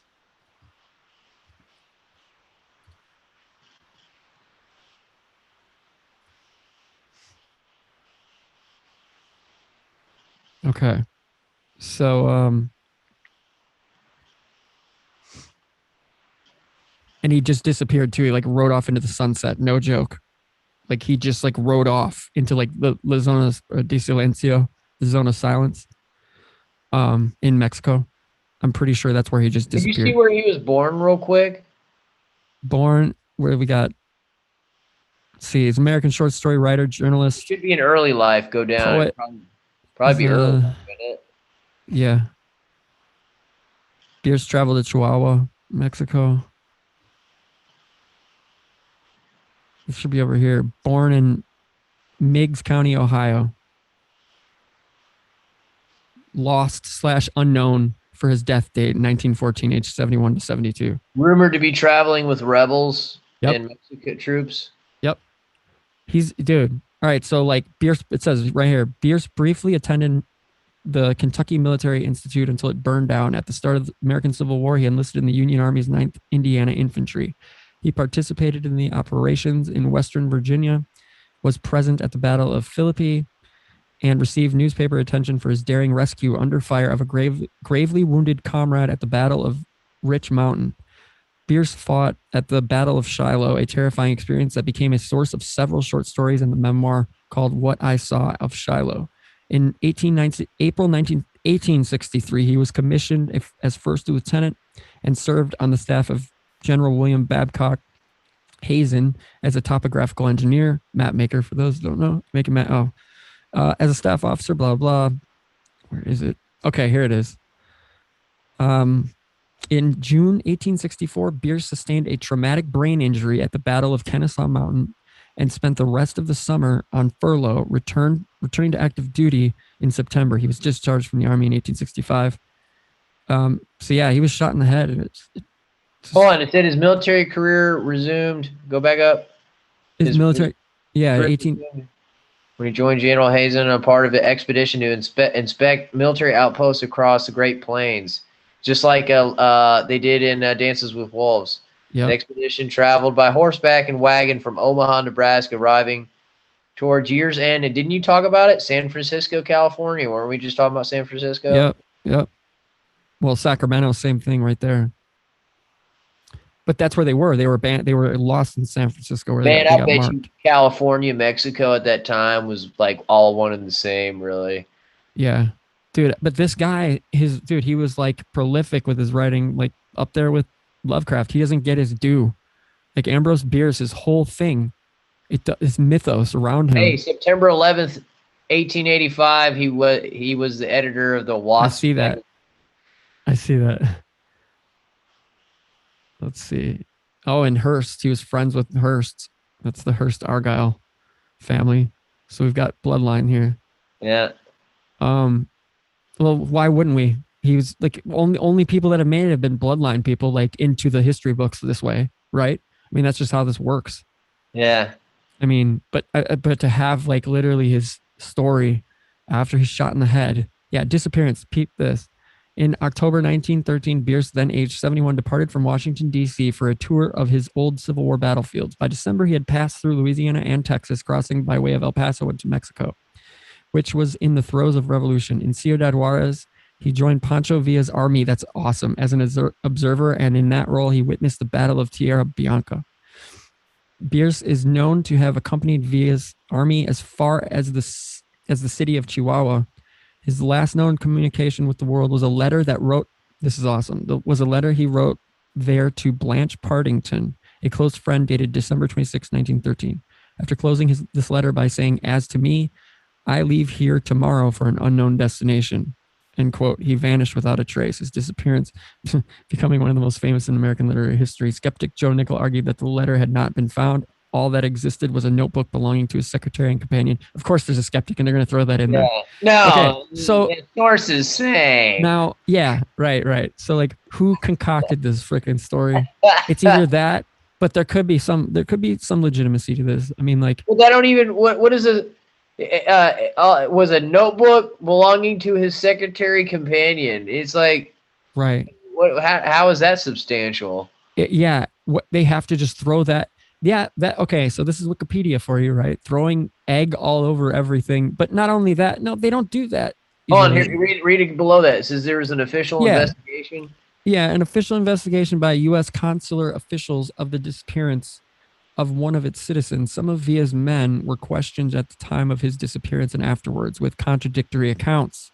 Pancho Villa's representative in the U.S., Felix A. Sommerfeld, was contacted by U.S. Chief of Staff Hugh L. Scott, and Sommerfeld investigated that disappearance. Bierce was said to have been last seen in the city of Chihuahua in January. Oral tradition in Sierra Mojada, Coahuila, documented by a priest named James Leinert, states that Bierce was executed by firing squad in the town cemetery there. However, Nickel finds this story to be unreliable. Oh, okay. Here's Nickel again, the skeptic. They just insert right in the middle of this. Of course, it'd be Nickel. Get your shekel. Yeah. Where is Nick? Who is this guy? And why are we supposed to know who he is? Finds the story to be unreliable. That's all it says. He quotes Bierce's friend and biographer, Walter Neal, as saying that Bierce had not ridden for quite some time. He was suffering from serious asthma and had been severely critical of Pancho Villa. Neal concludes that it would have been highly unlikely for Bierce to have gone to Mexico and joined Villa. All investigations into his fate have proven fruitless, and Nickel concedes that despite a lack of hard evidence that Bierce had gone into Mexico, there is also none that he had not. Therefore, despite an abundance of theories, including death by suicide, his ultimate fate remains a mystery. Well, at least they leave that alone. At least they leave a mystery. It's just crazy. More than 50 novels, short stories, I gotta movies. read one of his books, man. Yeah, man. Relationships with famous people such as Jack London, William Randolph Hearst. It's wild. I wonder if it tuned him into some different frequency. That's what I'm saying. Here it is. Like, check this out. Here we go. All right. So here's what we're talking about. Bierce's short stories, Haita the Shepherd and An Inhabitant of Carcosa, are believed to have influenced early weird fiction writer Robert W. Chambers' tales of the King in Yellow, which featured Hastur, Carcosa, Lake Holly, and other names and locations initiated in these tales. See, I'm telling you guys, there's a bunch of code underneath this. Chambers, in turn, went on to influence H.P. Lovecraft and the modern horror fiction. So, what do we have right here? I'm going to open this up. Bierce has been portrayed by such well-known authors as Ray Bradbury. We got Fabian Society all over the place. We got Royal Society, fingerprints everywhere. All right, The King in Yellow, though, guys. This is what I'm talking about. It's a short story by Chambers, first published by blah, blah, blah. The book is named after a play with the same title, which recurs as a motif through some of the stories. The first half of the book features highly esteemed horror stories, and the book has been described by critics such as Blyler, Joshi, T, blah, blah, blah, as a classic in the field of the supernatural. 10 stories, first 4 of which mention The Repairer of Reputations, The Mask in the Court of the Dragon, and The Yellow Sign, mention The King in Yellow, a forbidden play which induces despair or madness in those who read it. The Yellow Sign inspired a film with the same name released in 2001. You guys hear me correctly? 4 of these books mention the King in Yellow, which is a forbidden play that induces despair or madness. So, fictional play of King in Yellow has at least 2 acts and at least 3 characters: Casilda, Camilla, and the stranger, who may or may not be the titular character. Chambers' short story or story collection excerpts some sections from the play to introduce the book as a whole or individual stories. For example, Casilda's song from Act 1, blah, blah, blah. I'm not going to read that right now. Did they release it as a movie and call it Twilight? No. Because I saw that in the theater with my sister, and I got nauseous and had to leave. So I wouldn't have ever gone to see it. Did it have bedazzled vampires in it? Right. But I want to know more about. I want this book now. Don't you guys want this book? No, I wouldn't. It's supposed to induce madness. Like what? No, I wouldn't. Well, gotta be careful. That's with- a Ouija I mean, board yeah, crack. I understand. I mean, it's the same thing as me having a book like the Franklin scandal. Like, No, that's a sorcery book. That's not like a novel. no, this is like that's a play. It's a play. Is it? Yeah, it's a play. It's like a multiple part play. Well, Yeah. isn't it a ritual play? I don't believe so. It says the book. Let's see, 10 stories. The first 4 of which mention this king in yellow, a forbidden play which induces despair or madness in those who read it. So, but look at how there's nothing here to really go on to really give us any clues as to. So the name is the king in yellow. So why don't we? I'll look that up, I guess, and see Is that a serpent on the back, huh? the king in yellow. Oops. Hey, Oh, is that his real name? If it weren't writers have fake names for their books and stuff? Yeah, no, he used his real name. Okay. Ambrose Bierce, is that his name? Yeah, yep, that's him. I'll look up. That's a great Ambrose. name, dude. Isn't it though? I was thinking the same exact thing. Fantastic name. Boy, I wish that was my name. Bro, I'll be honest with you. When you showed pictures of him, he looked like a freaking '80s rock star with that mustache, man. Like some Dude, he's Tom great. Selleck. He's pretty great. I like this guy a lot. I want to So- read his book about his experience during the Civil War. That'd be interesting. So Yeah. the name Ambrose is a boy's name, and it's produced Ambrose. It's from Greek origin and means immortal. Whoa. He wrote get this though, like almost all of his short stories were like vanishing stories. They were all about like just like literally like vanishing into thin air, or like, you know, or I guess it would be like traversing into another dimension, so to speak. Sort of like how he left. Right. Exactly. And that's fun. Like why can't we have mystery still? You know what I mean? Without blowing everything up. Why don't we learn about dudes like that when we went to school? I feel like I did. Honestly, I feel like I might have gotten a piece of that in some of the Well, I history got classes that I cheated. had. Yeah, I know, right? Because Lovecraft came into play for some reason in high school for me. Can't remember what teacher it was. I think mine was it Lord of the Rings or The Hobbit, and I always fell asleep in class. I was just bored to tears. Yeah, I could never get into that. I could never, but Just lame. I wanted to, and I still couldn't. You know, like I've tried. Even the movie, it puts me to sleep, man. Yeah, same It's a here. Great movie to sleep through. It is a great movie to sleep through. You know what else is a really great movie to sleep through, you guys? That movie with George Clooney where he gets in space with Sandra Bullock. That is one of the best movies to fall asleep. Dude, I remember tripping out. I had no idea what that movie was. What's it called?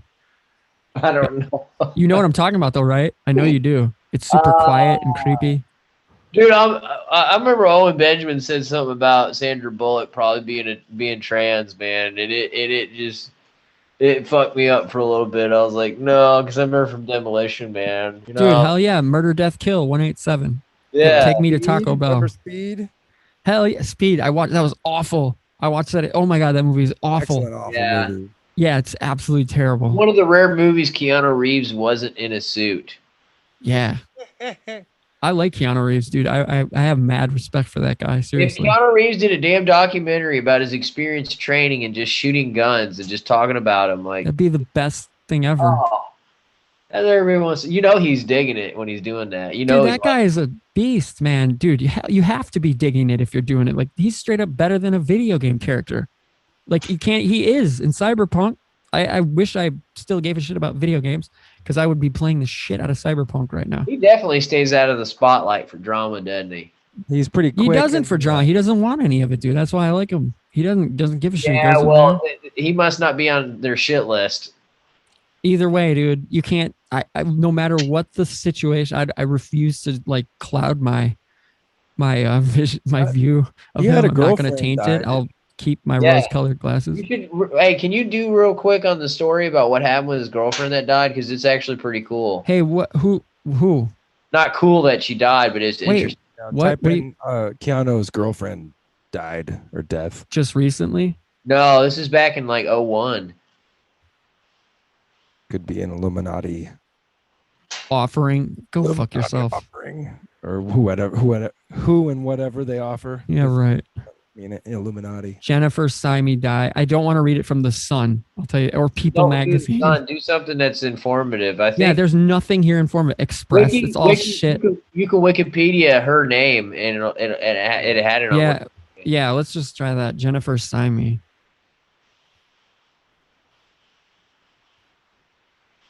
All right, let's see. Right now, we are talking about Keanu Reeves. Keanu Reeves and his girlfriend who apparently perished in 2001. And the approximate date was April 2nd. She was an American actress and personal assistant. She was in a relationship with Keanu Reeves from 98 until their breakup in 2000, following the stillbirth of their daughter. Wow. Oh, hey, hold on. Stillbirth of their daughter. You know a lot. I'm not saying this. No, don't say it then. Then don't say it. Don't say it. Okay. Early life and career. I'm curious. No, don't. No, don't. Syme was born in Pico Rivera, California, where she lived for the first 18 years of her life. Shortly after moving, here we go. Shortly after moving to LA, she landed a job working for David Lynch. I love David Lynch. Syme had a few minor film roles, including a part in Lost Highway, which is one of my favorite movies of all time. She later joined the staff of a music label. She was also a personal assistant to Dave Navarro. Dude, there's my degree of separation. Dave Navarro. What is a personal assistant? A PA or just a runner. You do whatever they ask you to do. It's a fun job. It's a production assistant, essentially. Personal assistant. You can end production. up going far if you're the right hand man. Yeah, exactly. Or the boss's right hand man. Yep. Learn everything. Yep. My ex-wife was a production manager or production assistant. Are you gonna say something about stillbirth being Don't say yeah, obviously. On December 24th. Yeah, let me keep reading, Jim. Sacrifice. December 24th. No. I'm gonna keep reading. December 24th, 1999, she gave birth 8 months into her pregnancy to Ava Archer Syme Reeves, her child with Keanu Reeves. The child was stillborn. The strain put on their relationship by their grief resulted in the breakup several years later. December 24th. Oh my gosh. You know what? Come on. April 1st is her death? Yeah, I know. Dude, I know. And it's, oh my God. Then Syme attended a party at musician Marilyn Manson's home. Here we go. Well, we can't stop now, Jim. I told you this is crazy. We can't stop now. We can't wait till next week either. Marilyn Manson. So let me continue. So she dies at Marilyn Manson's house. Are you freaking kidding me? Just after being driven home by another party guest shortly before the dawn, she left her home, reportedly to return to the party. On the morning of April 2nd, Syme drove her 1999 Jeep Grand Cherokee, got to be specific, like a 1986 white Ford Bronco, into a row of parked cars on She was dead before she hit the car. Cahuenga Boulevard in LA. She was partially ejected from the vehicle and died instantly. Syme was 28 years old. Syme is buried next to her daughter in Westwood Village Memorial Park Cemetery in LA. An investigation into the collision concluded that Syme was not wearing a seatbelt and was intoxicated at the time. Right. Don't blame her. I don't blame her, dude. This is a believable story, though. Folks. Absolutely. Who was she assistant to? Keanu? No, Dave Navarro of Jane's Addiction. She was Dave Navarro's freaking assistant? PA. Yeah, PA. Oh, jeez. Yep. Okay. Who's I wonder who she belonged to, you know? Let's not go there yet, because David Lynch dedicated Mulholland Drive to her. Manson issued a statement denying responsibility for Syme's death, stating that the lawsuit was completely without merit. Yeah. Gosh. So, man, Marilyn Manson has been on the airwaves for being a shitbag. Yeah, man. Let's see. Very so much wait, lately. dude. We Yeah, I didn't even see this, you could hit it guys. up tonight. You guys, I didn't even see that. All right. So in a tribute to Syme's memory, David Lynch dedicated Mulholland Drive. That's one of my favorite movies of all time too. In April 2002, Syme's mother, Maria St. John, sued Marilyn Manson for wrongful death for giving various quantities of illegal controlled substance and for instructing Syme to operate a motor. And they faked the car wreck. Dude. Yeah. Shortly after the lawsuit filed, he told her to go do it. Manson issued a statement denying responsibility for Syme's death, stating that the lawsuit was completely without merit. Dude. So if there's all this stuff going on that came out by his ex-wife recently, where God, I forgot her name, but she's that blonde actress that was in that's in Westworld on HBO. Yeah, yeah. And he used to like, he was he dominated her and abused her and tortured her. He turned into everything he hated that made him dark. That getting bullied, picked on, fucked did? with. Manson? His granddad did. What, Yeah, Manson?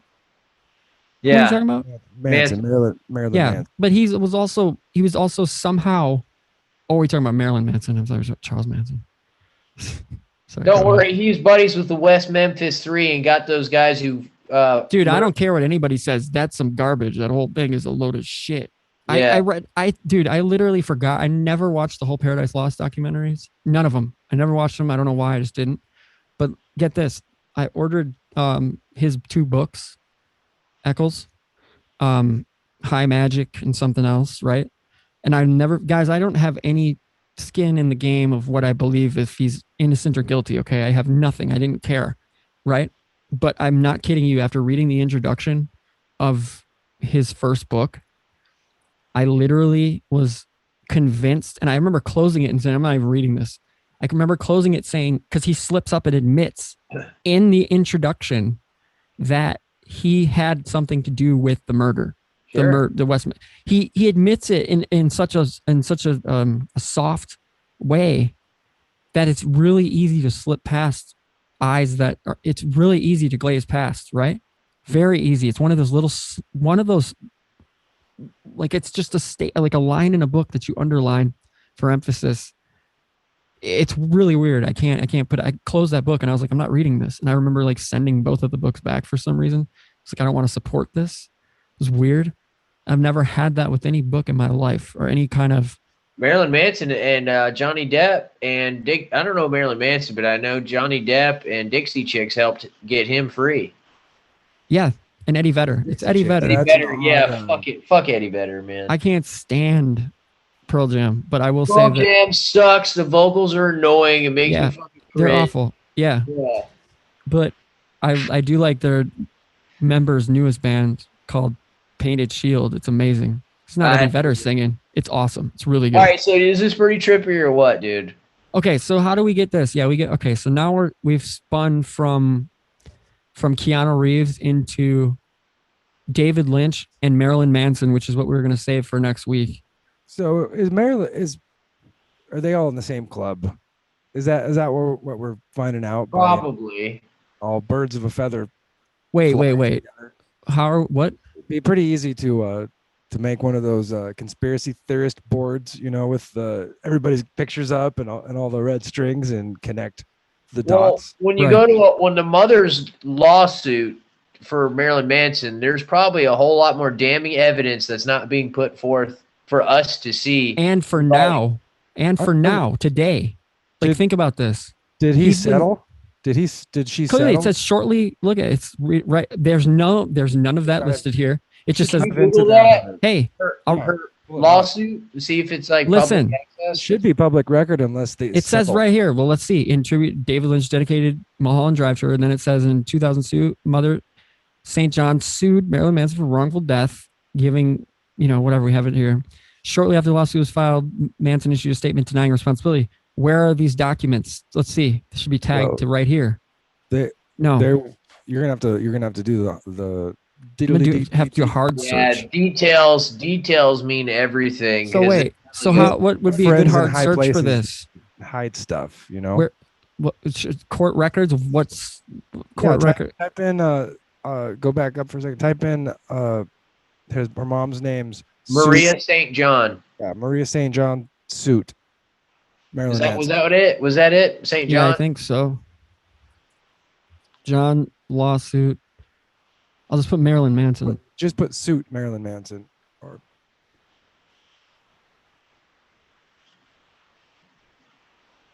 I spelled it wrong, huh? the right court documents.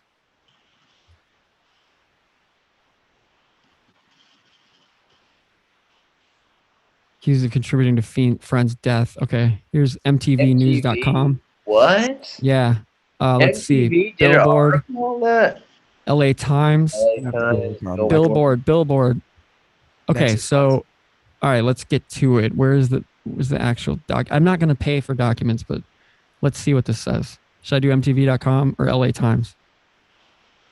LA Times it is. Or go to Los Angeles. Here we Court. go. Well, there might be a link from here. Stop. What the fuck? No. Leave me alone. X at the top there. Okay. The mother of a 20. Wow, they don't want you to watch it. Well, MTV probably does. Okay. Marilyn Manson accused of contributing to Fiend. I keep reading it as Fiend. Friend's death. Suit claims Manson supplied cocaine to a woman who died in a car accident, who just so happened to be Keanu Reeves' baby mama of a stillborn baby. Well, we'll get to it. Marilyn Manson has been accused of many things in his time, from corrupting the youth of America to, more recently, rubbing his crotch on the heads of security guards at concerts. Now he's accused of contributing to a friend's death. Maria St. John filed a wrongful death suit in Los Angeles Superior Court on Tuesday, accusing the rocker of supplying her daughter, Jennifer Syme, girlfriend of actor Keanu Reeves, with cocaine and encouraging her to drive while inebriated. Sounds like a good guy. The suit claims that Manson, whose real name is Brian Warner, hosted a social gathering at his residence on the evening of April 1st, 2001. Where Syme, who was 28, consumed various quantities. Where's Greg when we need him for this one? Who was 28, consumed various quantities of an illegal controlled substance allegedly given to her by Manson. Shortly before dawn, another attendee at the party gave her a lift back to her house, where she got into her 1999, there it is again, Jeep Cherokee, with the intent of returning to Manson's home, the suit alleges. Words, quote, "Words cannot express the pain that I feel over the loss of Jennifer Syme's life," Manson said in a statement released Wednesday, April 3rd.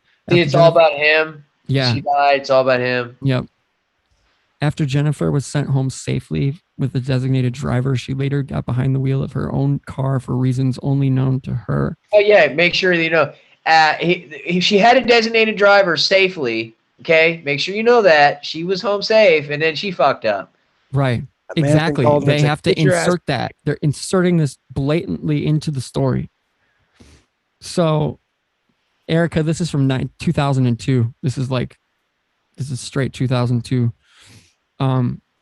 So while driving north on Cahuenga, I don't know if I fucking say that, Boulevard in Hollywood, Syme crashed into 3 parked cars on the east side of the street and was thrown from her vehicle. She died at the scene in the early hours of April 2nd. The investigation determined that she wasn't wearing a seatbelt. The suit claims Manson was negligent in instructing Syme to operate a motor vehicle in her incapacitated condition.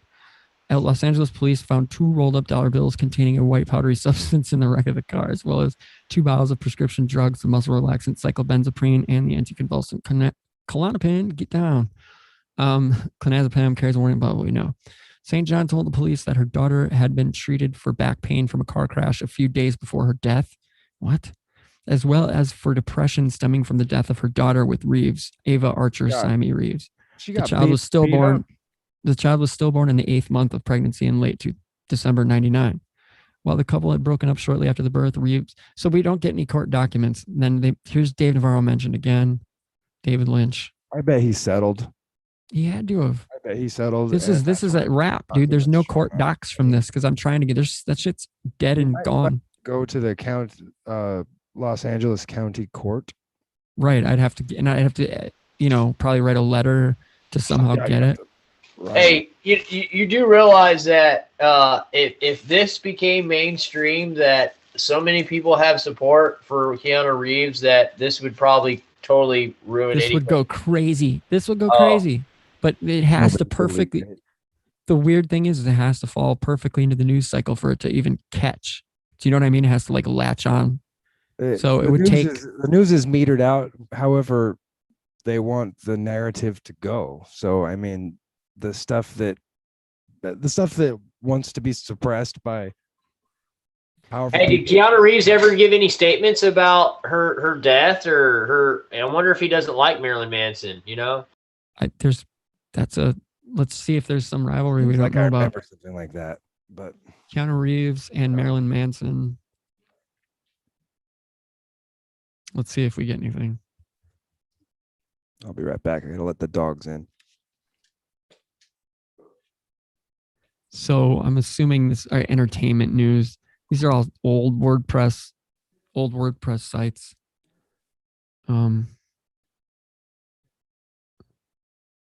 This is just entirely creepy. And okay, so I don't even know what Marilyn Manson, what is he getting busted for? Busted for his current girlfriend? Let's see. I don't want to say he's getting Me Too'd, but there's definitely a pattern of him doing some type of domestic shit all the time. Yeah, right. So did Marilyn Manson really kill a chicken at one of his concerts? I'm sure he did, dude. I'll bet $1 million he did. He was Anton LaVey's friggin' new shoe-in, wasn't he? No. He's never been into Satanism. He was a member. My bad. He was a member at his church. But he never put it out like that. If he did, it was like, I don't know. Nah, come on. Looks like a duck hanging out with a duck. They're quacking. Oh yeah, but I mean, dude's been dead for a long time. LaVey. Okay, so Alice Cooper is surprised by the allegations. All right, let's just see this. See what they're saying right here. He really kill a chicken? Who cares? I mean, didn't Ozzy bit the head off of a bat? Didn't he get pills? Didn't he get sued for fucking giving pills to Keanu Reeves' ex-girlfriend and her dying in a fucking... There you go. What about that one? Who cares about a fucking chicken unless that's a code? Yeah, no, this just seems like a clickbait garbage, right? Keanu Reeves is not a tool. He is a tool, but I like him. Let's see. But it's crazy that this Marilyn Manson ties into his baby mama's stillborn death, death. It's just a wild. You can't even call it a coincidence. How could you call something like this a coincidence? Like, you can't. The fact that there was no further investigation on this just should speak volumes.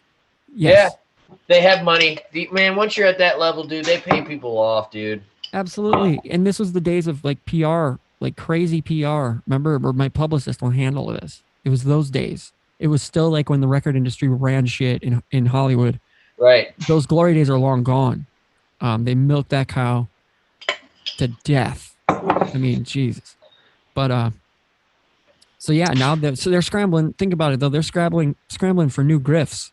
Everybody's on the hunt for a new grift right now because Q is dead. Thank God. But I mean, they're struggling for a new grift, and we'll see what happens. What they're gonna steal from people next. But this is just weird. He's accused of. Wouldn't Rose McGowan, like, what's the deal here? Like, Rose has always been, she started Me Too basically, and she's been awesome about it on Twitter. She's been super cool and nice. I like her. I don't care what anybody says. She's right. Yeah, I think he was hooking up with them when they were 19. They were married, dude. They were married. So I wonder if something happened to if they have, like, I don't know. Like, I'm not going to speculate on their marriage, you know? Like, who the hell, anything's possible in anybody's marriage. I know that much, especially with these people. So, it's uber wealthy. But I don't even know, honestly. He got, what, Me Too'd about what? I think it was like some.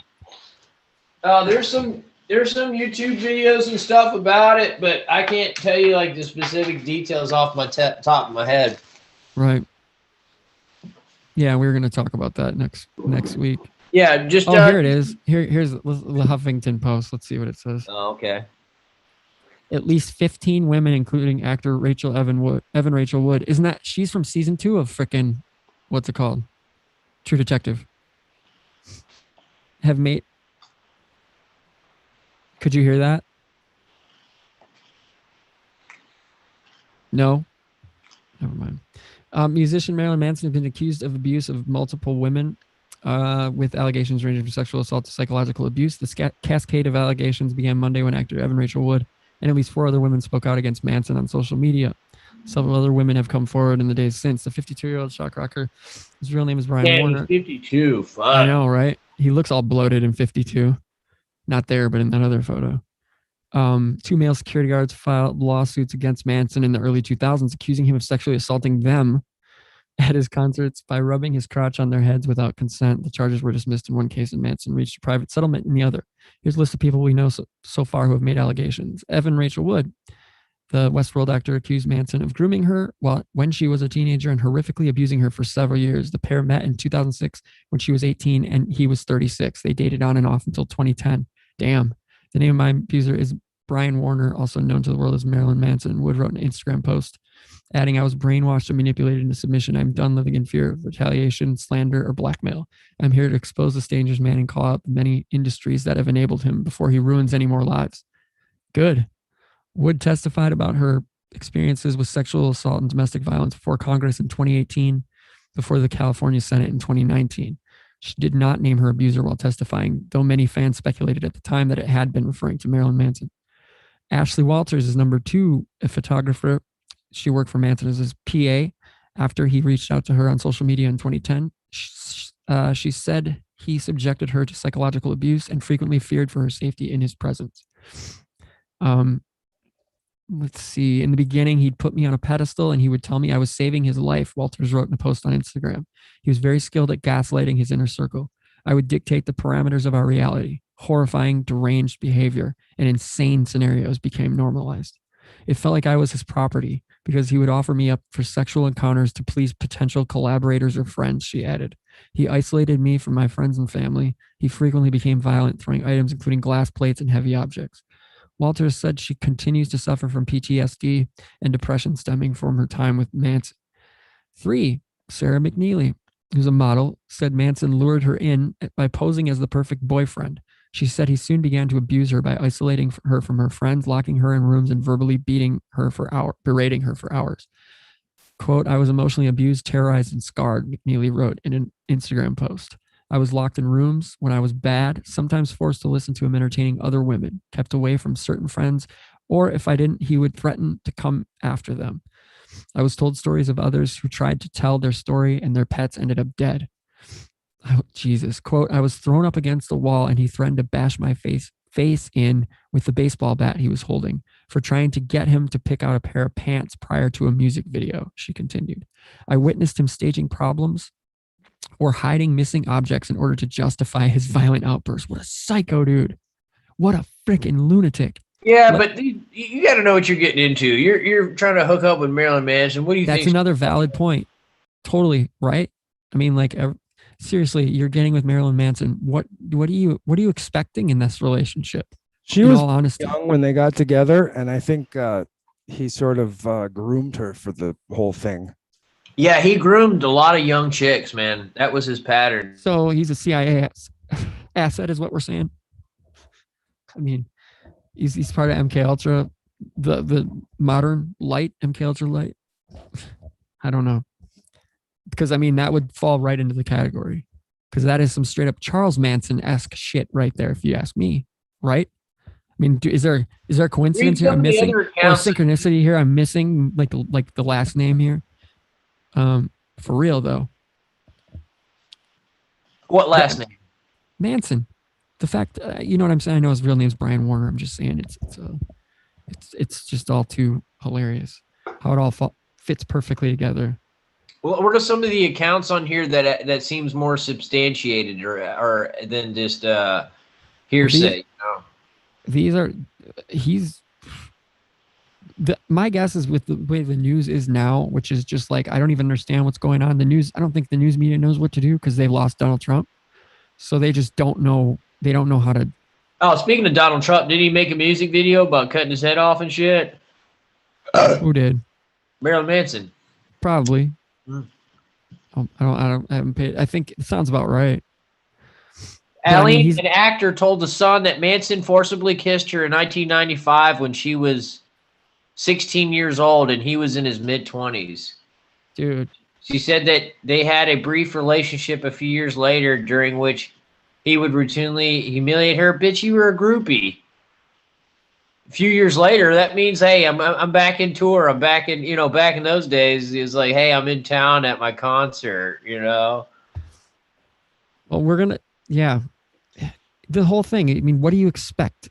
Honestly, you're grouping up with Marilyn Manson. Like what, And he has so much money to just shut thank people you, up. Cooper.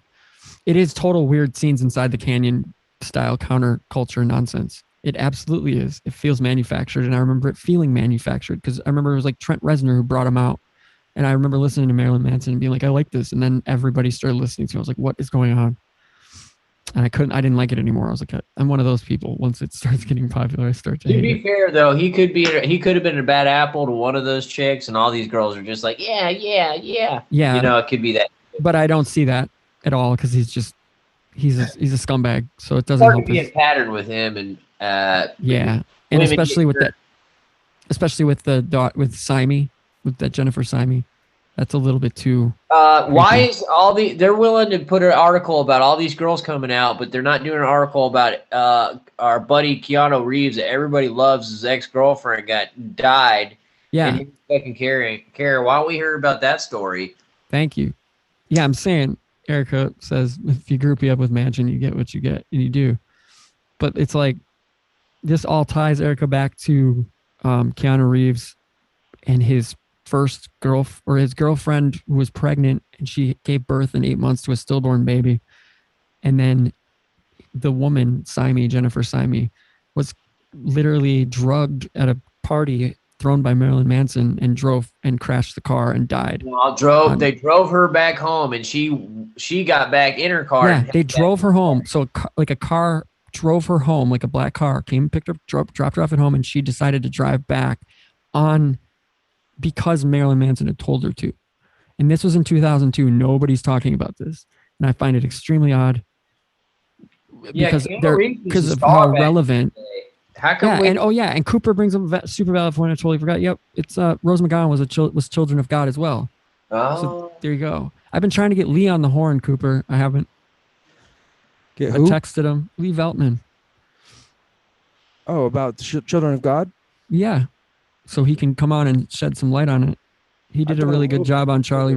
He was on Charlie Robinson's show, and he did a really good job on the Children of God. Do you know how many female actresses have stillborn deaths or miscarriages? Yeah, that's. Who's the chick that was in Friends that dated? What's her name? The brunette. Jennifer Aniston. Courtney Cox. Courtney or Cox. Jennifer Aniston. No, it was Courtney Cox. Look how many miscarriages Courtney Cox has had, and the people she's dated. That's awful. It's all horrible. I'm not going to do that. But I was going to say she was the one on Bruce Springsteen video. Who? Courtney Cox. I think so. Wait, Children of God. What was that all about, dude? I don't even know. They had like these families cult in the church, and they had this. They were pretty sexually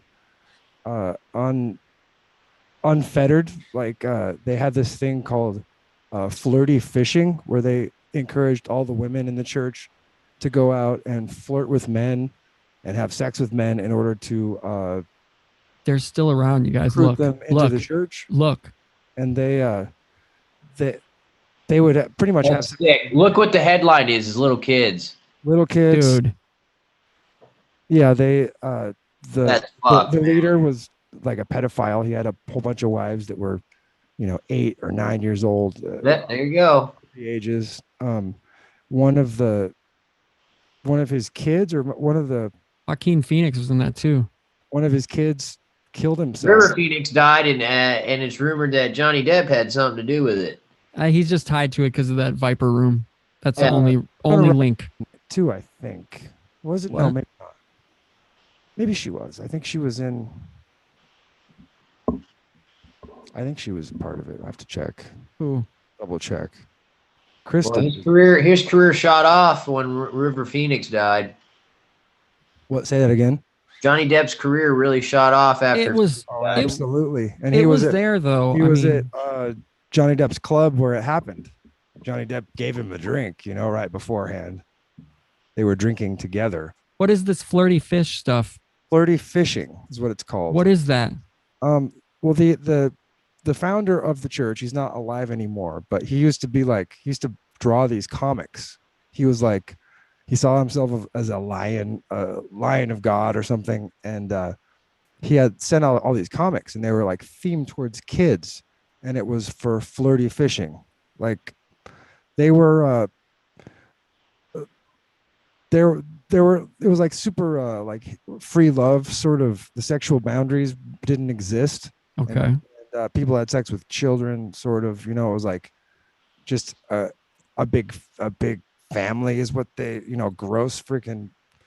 And this is where, dude, keep So going. I'm sorry. flirty fishing was where they taught the young girls and women. They encouraged all the single women to go out and flirt with men, Procreate. sleep with men, ultimately, in order to bring them into the church. And this is the family of God. This is what the website we're looking at right now. You can even find the comics if you look up. I'm surprised South Park didn't do an episode on these guys. They probably did. Well, they're still they're picking back up. I think they're trying to rebrand. They're now they're the Family International, and they're like, oh, we're about helping out kids. Yeah, good guy's gonna come in there and say, Yeah. I'll take over management and make This it. is entirely messed up. This is entirely messed up. I think it might even be a CIA link. That would make sense. What CIA. I mean, it's like this is Finders 3.3.7. Look, there you go. Well, there's your headline again. More kids. Right. This is this is like modern day Finders. Damn it! I'm trying to get a hold of Lee.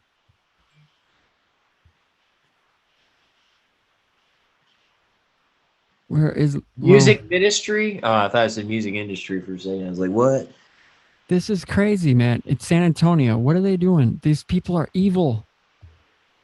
How are they even? How is this legal? Like, how is this even a thing? Still. Click on children. See what they have. Yeah, what is this? There's just a children link. The hope of the future. This is foul, man.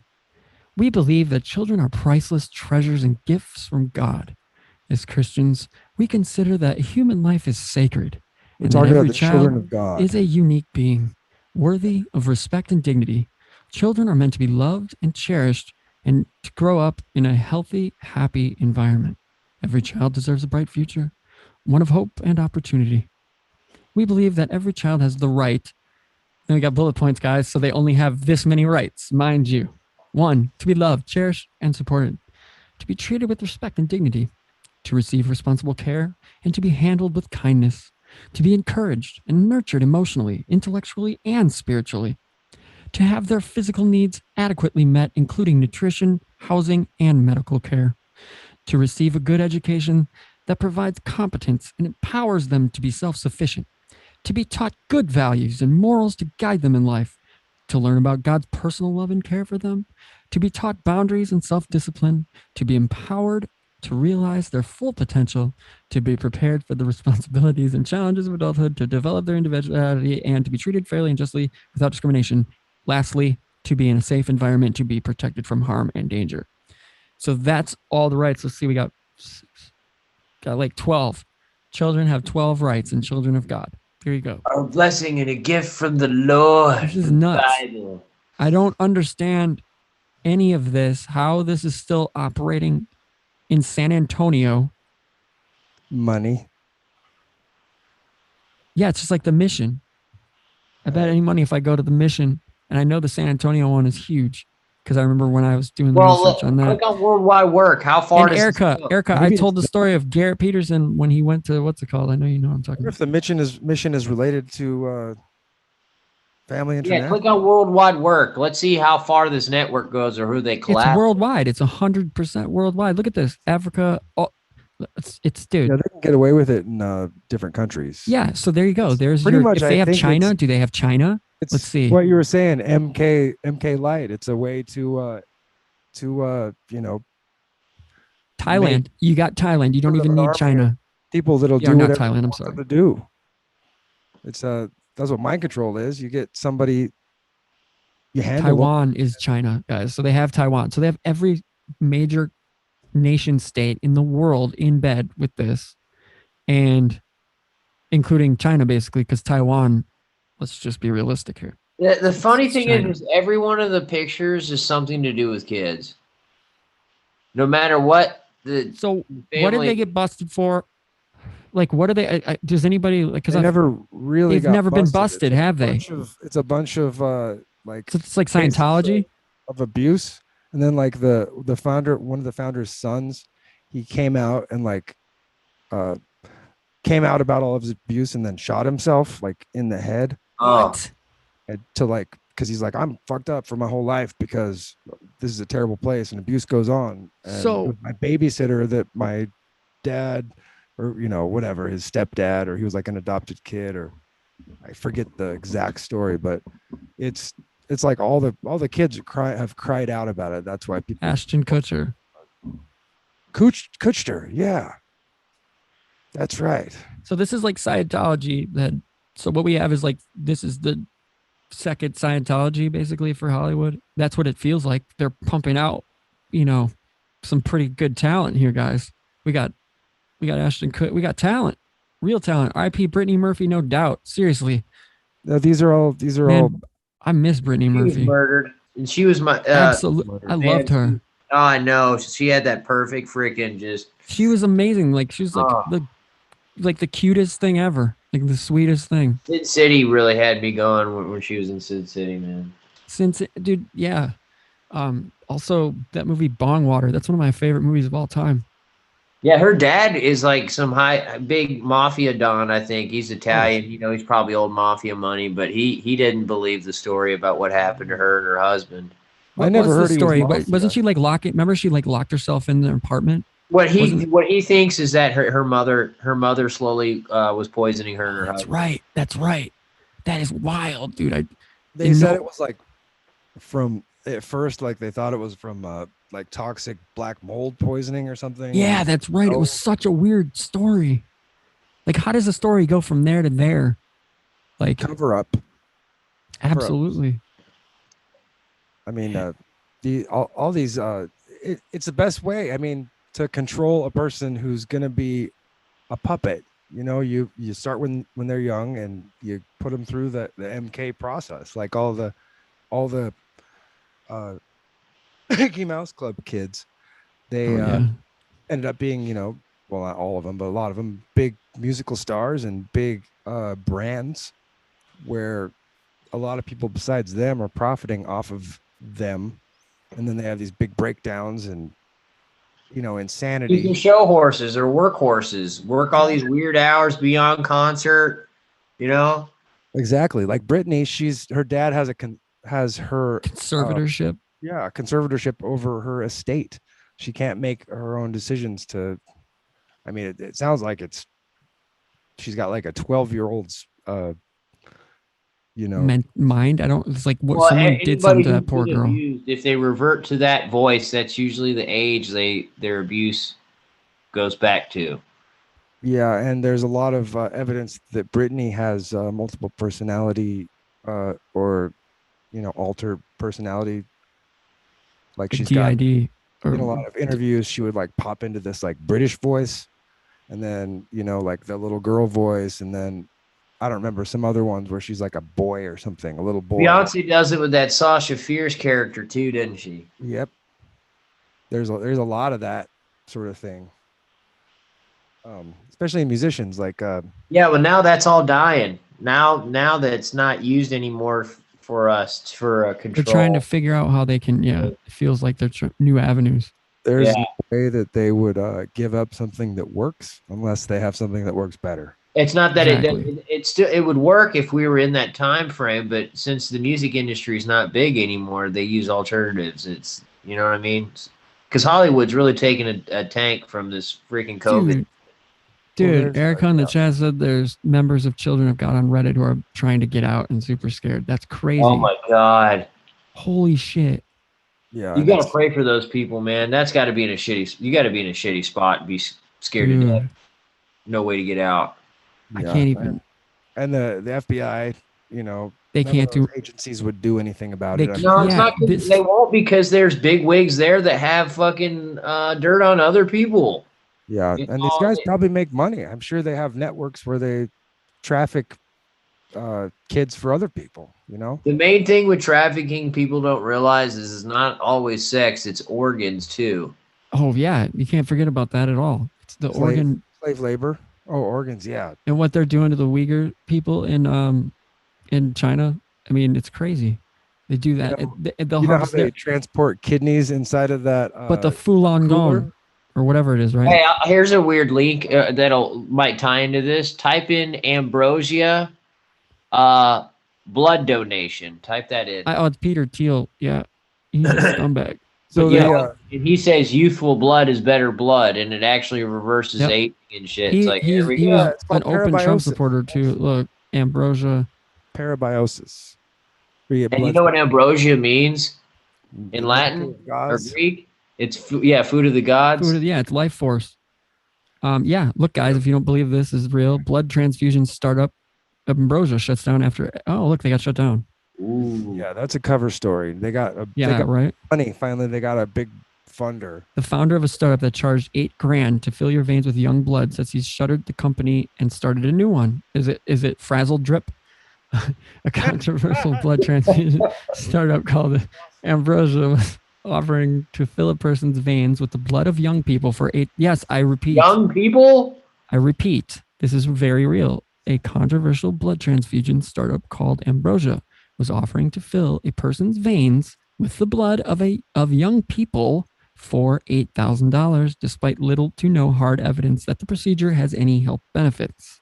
I bet they went to Switzerland and Rio. Yeah. That's the spot. That is the spot. Get away. Hey guys, it's been a rocky few months for a startup hawking young blood. The company called Ambrosia says it shut down after the FDA warned against the procedure, according to emails between the founder and a potential customer that Business Insider viewed on Wednesday. There's no scientific evidence that shows they're more concerned about this. They're more concerned about the fact that it's a false claim. That's how the FDA works. It's how ass backwards.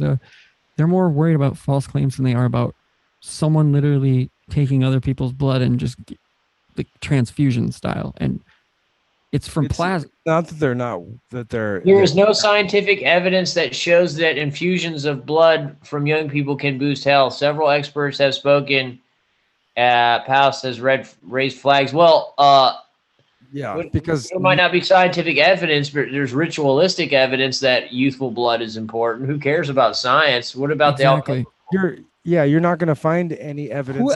Any of the research they do is going to be top secret, especially if it works. Company's founder isn't giving up on the idea of blood transfusions. However, he started another company called IV Plasma.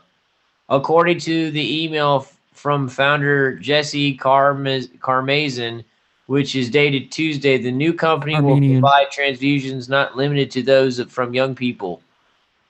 IV Plasma. Dude. Plasma, all that's real life force. Harvest plasma in the United States are all Swiss companies. Oh, really? Yes, I saw a documentary about this on I don't know, the internet somewhere. But yeah, it's they're all like there's American companies that harvest blood, but the plasma itself, your plasma goes to the manufacturer. They extract it, of pharmaceuticals is what they say they use it for. For allopathic medicine, really? They don't use plasma for saving people's lives or transfusions. They only use blood for that, or in a very rare cases do they use plasma. But most of the places that pay you the good money, that's going to Swiss pharmaceutical manufacturing. Dude, your plasma to I'm blown away right now. It goes in drugs. Jesse Carmazin and Cooper in the chat is, dude, Ukrainian in Czech, calling it dark red cloth. Ultimately, from Arabic, the word crimson is what this dude's freaking name is, you guys. Whose name? Oh, the head of the company. It's Peter Thiel's company, but he put somebody else as the front man, obviously. Well, it's probably not a real person, because if your if his name goes down for doing nasty shit. Well, look, dude, fake. Are you look in the chat? Look in the chat, Erica. Cooper, you're the best. Seriously, I can't believe you even put that together that quickly. That's pretty intense work right there. Holy shit! What are the odds? So, but what is this? What's the date here? 2019. So this is like a year and a half ago. So Where's Peter Thiel's name, by the way? Because remember, his name was all over the place because he was one of the only people like supporting Donald Trump publicly. I remember that. Could help conquer aging, rejuvenating the body's organs. That's what young blood does. It's vampirism. Well, yeah, clearly. And look who's behind it. I mean, we can go right here and find Peter Thiel at the head of the snake. I think that's how you spell his name, and they're not letting me. Oh, Peter, right, TH. Palantir, so he has control over anybody searches. Here you go. Palantir, baby. Co-founder of PayPal, Palantir, and founder. This is the man right here. This is the man behind Ambrosia. He's probably one of the reasons why we're shadow banned. Absolutely. Or his tech. This guy is scum. Wasn't he tied? Dude, wasn't he tied in? He probably has a bunch of ties to Epstein. He has to. Their money goes through the same. It funnels through the same. Yeah. Yeah. Citizenship. He has citizenship in 3 countries. Dude. Germany, Europe, United States, and then New Zealand is just the hub of the Pacific.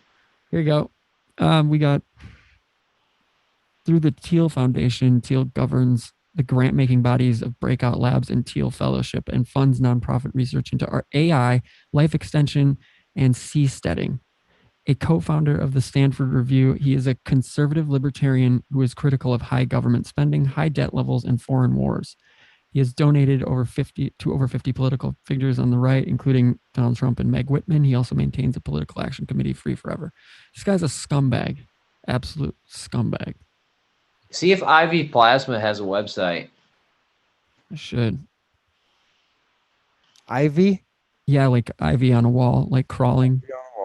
Like Poison Ivy, Uma Thurman was hot. What was it? What was it? Ivy Plasma. Plasma. Beyonce's kid is named Blue Ivy, right? Yep. Yeah, it's always with the ivy in it. That's Lucifer's favorite flower is the blue ivy flower. This is all just futurism.com. Weird. No, it doesn't look like flower. It made it. Ambrosia Plasma. About the same color as blue as the roofs on the whole. Look. It's available. 2 liters, eight grand, guys. We can buy some blood. That's crazy. If you do not know, if you do not have a physician who is able to perform this procedure, please contact us and we will assist you with scheduling an appointment with a physician in the Ambrosia Network, for example, in San Francisco. This is real. Right here, guys. What about locations and pricing? It's teenage blood, Erica. No, it's probably younger than teenage. Yeah, it's got to be. What would the point be of the pricing? Yeah, what would the point be? This is the whole website. This is it. You can't do anything else. Yeah, that's not suspect. No, not at all. Up and up. Pitter patter. Go to contact. It wouldn't let me. You have to call a phone number. Oh. It's dissolved, though. Look. Dissolved. Yeah. Solve coagula. Coagula. Yeah. Dude, nice. You know, there's some rich ass yuppity Californians like, I'll get some new young blood in me, whatever. I got $8 grand to piss away. Fuck it. Right. Yeah, you know how NASA said they found a pill that stops aging. You know, the NASA budget is big enough for everybody to get $8 grand. NASA is just a distraction, an open invitation that they know that they're. NASA is just an open exposure to the black budget. Pretty much all it is. That's our exposure to the black budget is NASA. Yeah, right. It's a front company for the black budget. Yeah, NASA's a big fucking joke, man. And now it's elongated muskrat that is taking up the mantle as this the most intelligent thing that we just can't understand. So we just have to say, you know what, whatever you say, boss. Doesn't Elon Musk just have that grimy look about him? I don't mind him. Yeah. I don't hate him. It looks like he's actually not the smartest guy in the world. It looks like he would get his head stuck in a bidet trying to take a drink of water. Hey guys, what's going on in Boulder? Switzerland. He's probably Swissy. How much you want to bet? His mother they have they're sort of like CIA ties and also Yeah. fashion industry ties. His mother was like a fashion model. So apparently Boulder went crazy last night and had fun, and the fun police are arresting them for fun. What's that? Exactly. The fun police are arresting people in Boulder, Colorado. For what? What's Not that wearing masks and gathering Oh, and Colorado. enjoying themselves. That's awesome. I know. Oh well. Colorado's. Don't have fun, guys. Super spreader events. Oh my god. Hey, back to blue. They're here to keep peace. Yeah. Here we go. All right. So Kanye got divorced this week, or when last week? I don't know. Oh, we seen that coming. Yeah. That's all women with bad intentions got to do. Marry some suckers, got married, act like you're interested for a couple years, give them a kid, and divorce them. She had guts to stand behind him through all that Trump shit. I don't think she was standing behind. She wasn't. him. I know, right? Oh, I think her mother was probably calling the shots in that. 100%. Oh, why do you think Biden's in office? That's when she divorced him. Shit. Yep. Guys, Kanye West latest shoe, the Easy 450 in Cloud White, sells out in under 1 minute. That's what the news is. It's awesome. That's funny. That's great. I like Kanye West. Didn't he live out in the country in like Utah or something? Yeah, Utah, I think, or the desert. Maybe it's Utah. Yeah, Utah. He has like a The Skinwalker show's stupid. It's not stupid, but I'll tell you about it. $1 million. Yeah. Best thing for him to do would probably be peace out from Hollywood and just live out in the country, out in Utah. He's in Wyoming. Wyoming. Best thing for any of us to do. I know. Yeah, right. He's got the right idea. I think I got pretty lucky with this town that I live in because it's about as big as a city can get without getting nasty. I agree. Well, I'll tell you what's nasty. Kim Kardashian. She's been foul, dude. She's gross. Man, she's a used, beat up car. She's not even. I can't even. Ugh. You know, I've heard rumors about her being a very high dollar prostitute. You know, that her mom pimps out in Dubai. You know that I would not be surprised by that at all if that was previously the case. She goes every year. Her mom would take her. What do you think runway model shows are? All that is just a classy prostitution. It's a bid. show. It's like a bidding, like a brothel.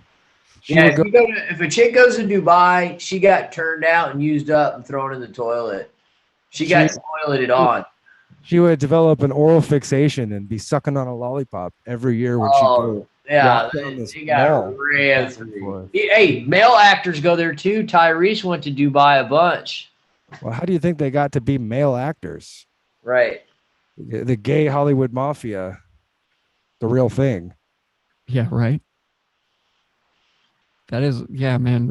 It's crazy. You see this? You guys are all freaking out. He's spotted still wearing his wedding. Oh, he's still in love. Yeah, right. Shit. He's seen it coming. Yeah, That just shows you guys, even if you're really wealthy, you can marry the wrong person. You know, I don't think he knew. I think he was a useful idiot. Like, like she had this thing where she got robbed, and I think it was France. That was a load of trash. That was the biggest totally a load of trash. But I don't think Kanye was in on it because I saw an interview with him and he was pretty shook up about it. Like, that was when he flipped out on stage too. Not long after that, he flipped out and they hauled him off. Well, look at Kanye's fucking cognitive thinking about dating a woman like that with so many red flags and history of just being, I don't know, just loons. Yeah, notch count. She got a high notch count. Just open, like proud of being a whore. Like, what kind of man of value and money would want to invest in something like that? It's pornography that clouds. Yeah, it is. And he even said it. Like, he said he was like addicted to porn. Just like Ted Bundy. Exactly. So let's wait for the Kanye murder spree. Because it's coming. No, Bundy said that exposure to pornography at a young age is what caused him to be what he was. Yes, that doesn't even add up. accurate. That doesn't add up. Why not? What? Why not? Because every young boy sees that at some point. Give me a break. That's a new thing as far as You don't think 8 years old or 10 years old is a little too young for a young? But I mean, imagine you at 8 or 10 years old and then discovering that. Are you going to really not watch it? Really? Come on. Yeah. you don't have the faculties to say no. Yeah, exactly, dude. It's like, yeah, I mean, yeah, but it's still an exposure that's unhealthy. I regardless agree. of how I handle agree. it, somebody else No, does. no, I know. I know what you're saying, but I think Well, but I don't see why that is like permissible in a court, Because all of them in a court is of law. sexual abuse. It's exposure. So wait, somebody else exposed him to it, is what you're telling me? I don't know how he Society. interacted with that. Was his death row confession was that how to prevent it would be don't expose your children to pornography. That's what he said as his famous last words. Well, it stimulates degeneracy and lust and I'm not an addiction. I'm not disagreeing. Dude, look at how many Christian evangelical dudes. It's insane. It isn't. It's like an epidemic. You think Hypersexualization of a nation is not healthy. No, not at all. you know that And I ain't no prude. that most of the books they were burning were porn. Say that again. Really? Most of the books that they burnt in Nazi Germany, it was pornography. Oh, there you go. They were trying to rid their country of pornography. Yep. Germany bad. Germany bad. Yeah, seriously. But I don't know. I think Kim is gross. I still like Kanye's music, except for a few things. And I don't really care. Don't care. Kanye's I love Kanye. He's super So do I. interesting dude. Yep. I'll listen to him. He's definitely the fool, but Well, I mean, realistically, what was y'all's exposure to sex? It was probably pornography, wasn't it? oh Of course. yeah, at a young age. For everybody. Yeah, and look at how many young men are having relationship issues in these generations and failed marriages and Yeah, and when you're a kid, it's covert. You have to hide it. Exactly. It's like there's a whole plan. Brain with covert, sneaky, Yep. Sort of behaviors. It's awesome. That goes with it. There's a huge high that goes with that. Yeah, and some serial killers, the next high has to be more intense to where the death has to, or the kill is the high. Yep. Yeah. Yep. I have Programmed to Kill. I need to read that from Dave McGowan. It was brought up earlier. I think we're gonna sign off. Yep. Sound good? Sure. Unless you have something else. Unless we have something else we want to bring up. Well, yeah, I don't know. Greg didn't make it. It's all right. Or snake. We're good. Get off this. Well, yeah. Hey, everybody. Thanks for joining us tonight. Thank you for hanging out. It's been a blast. Jim's going to play us out. Need more volume. Got nothing. I was going to fade it up, but I only have two hands, unfortunately. Still too quiet.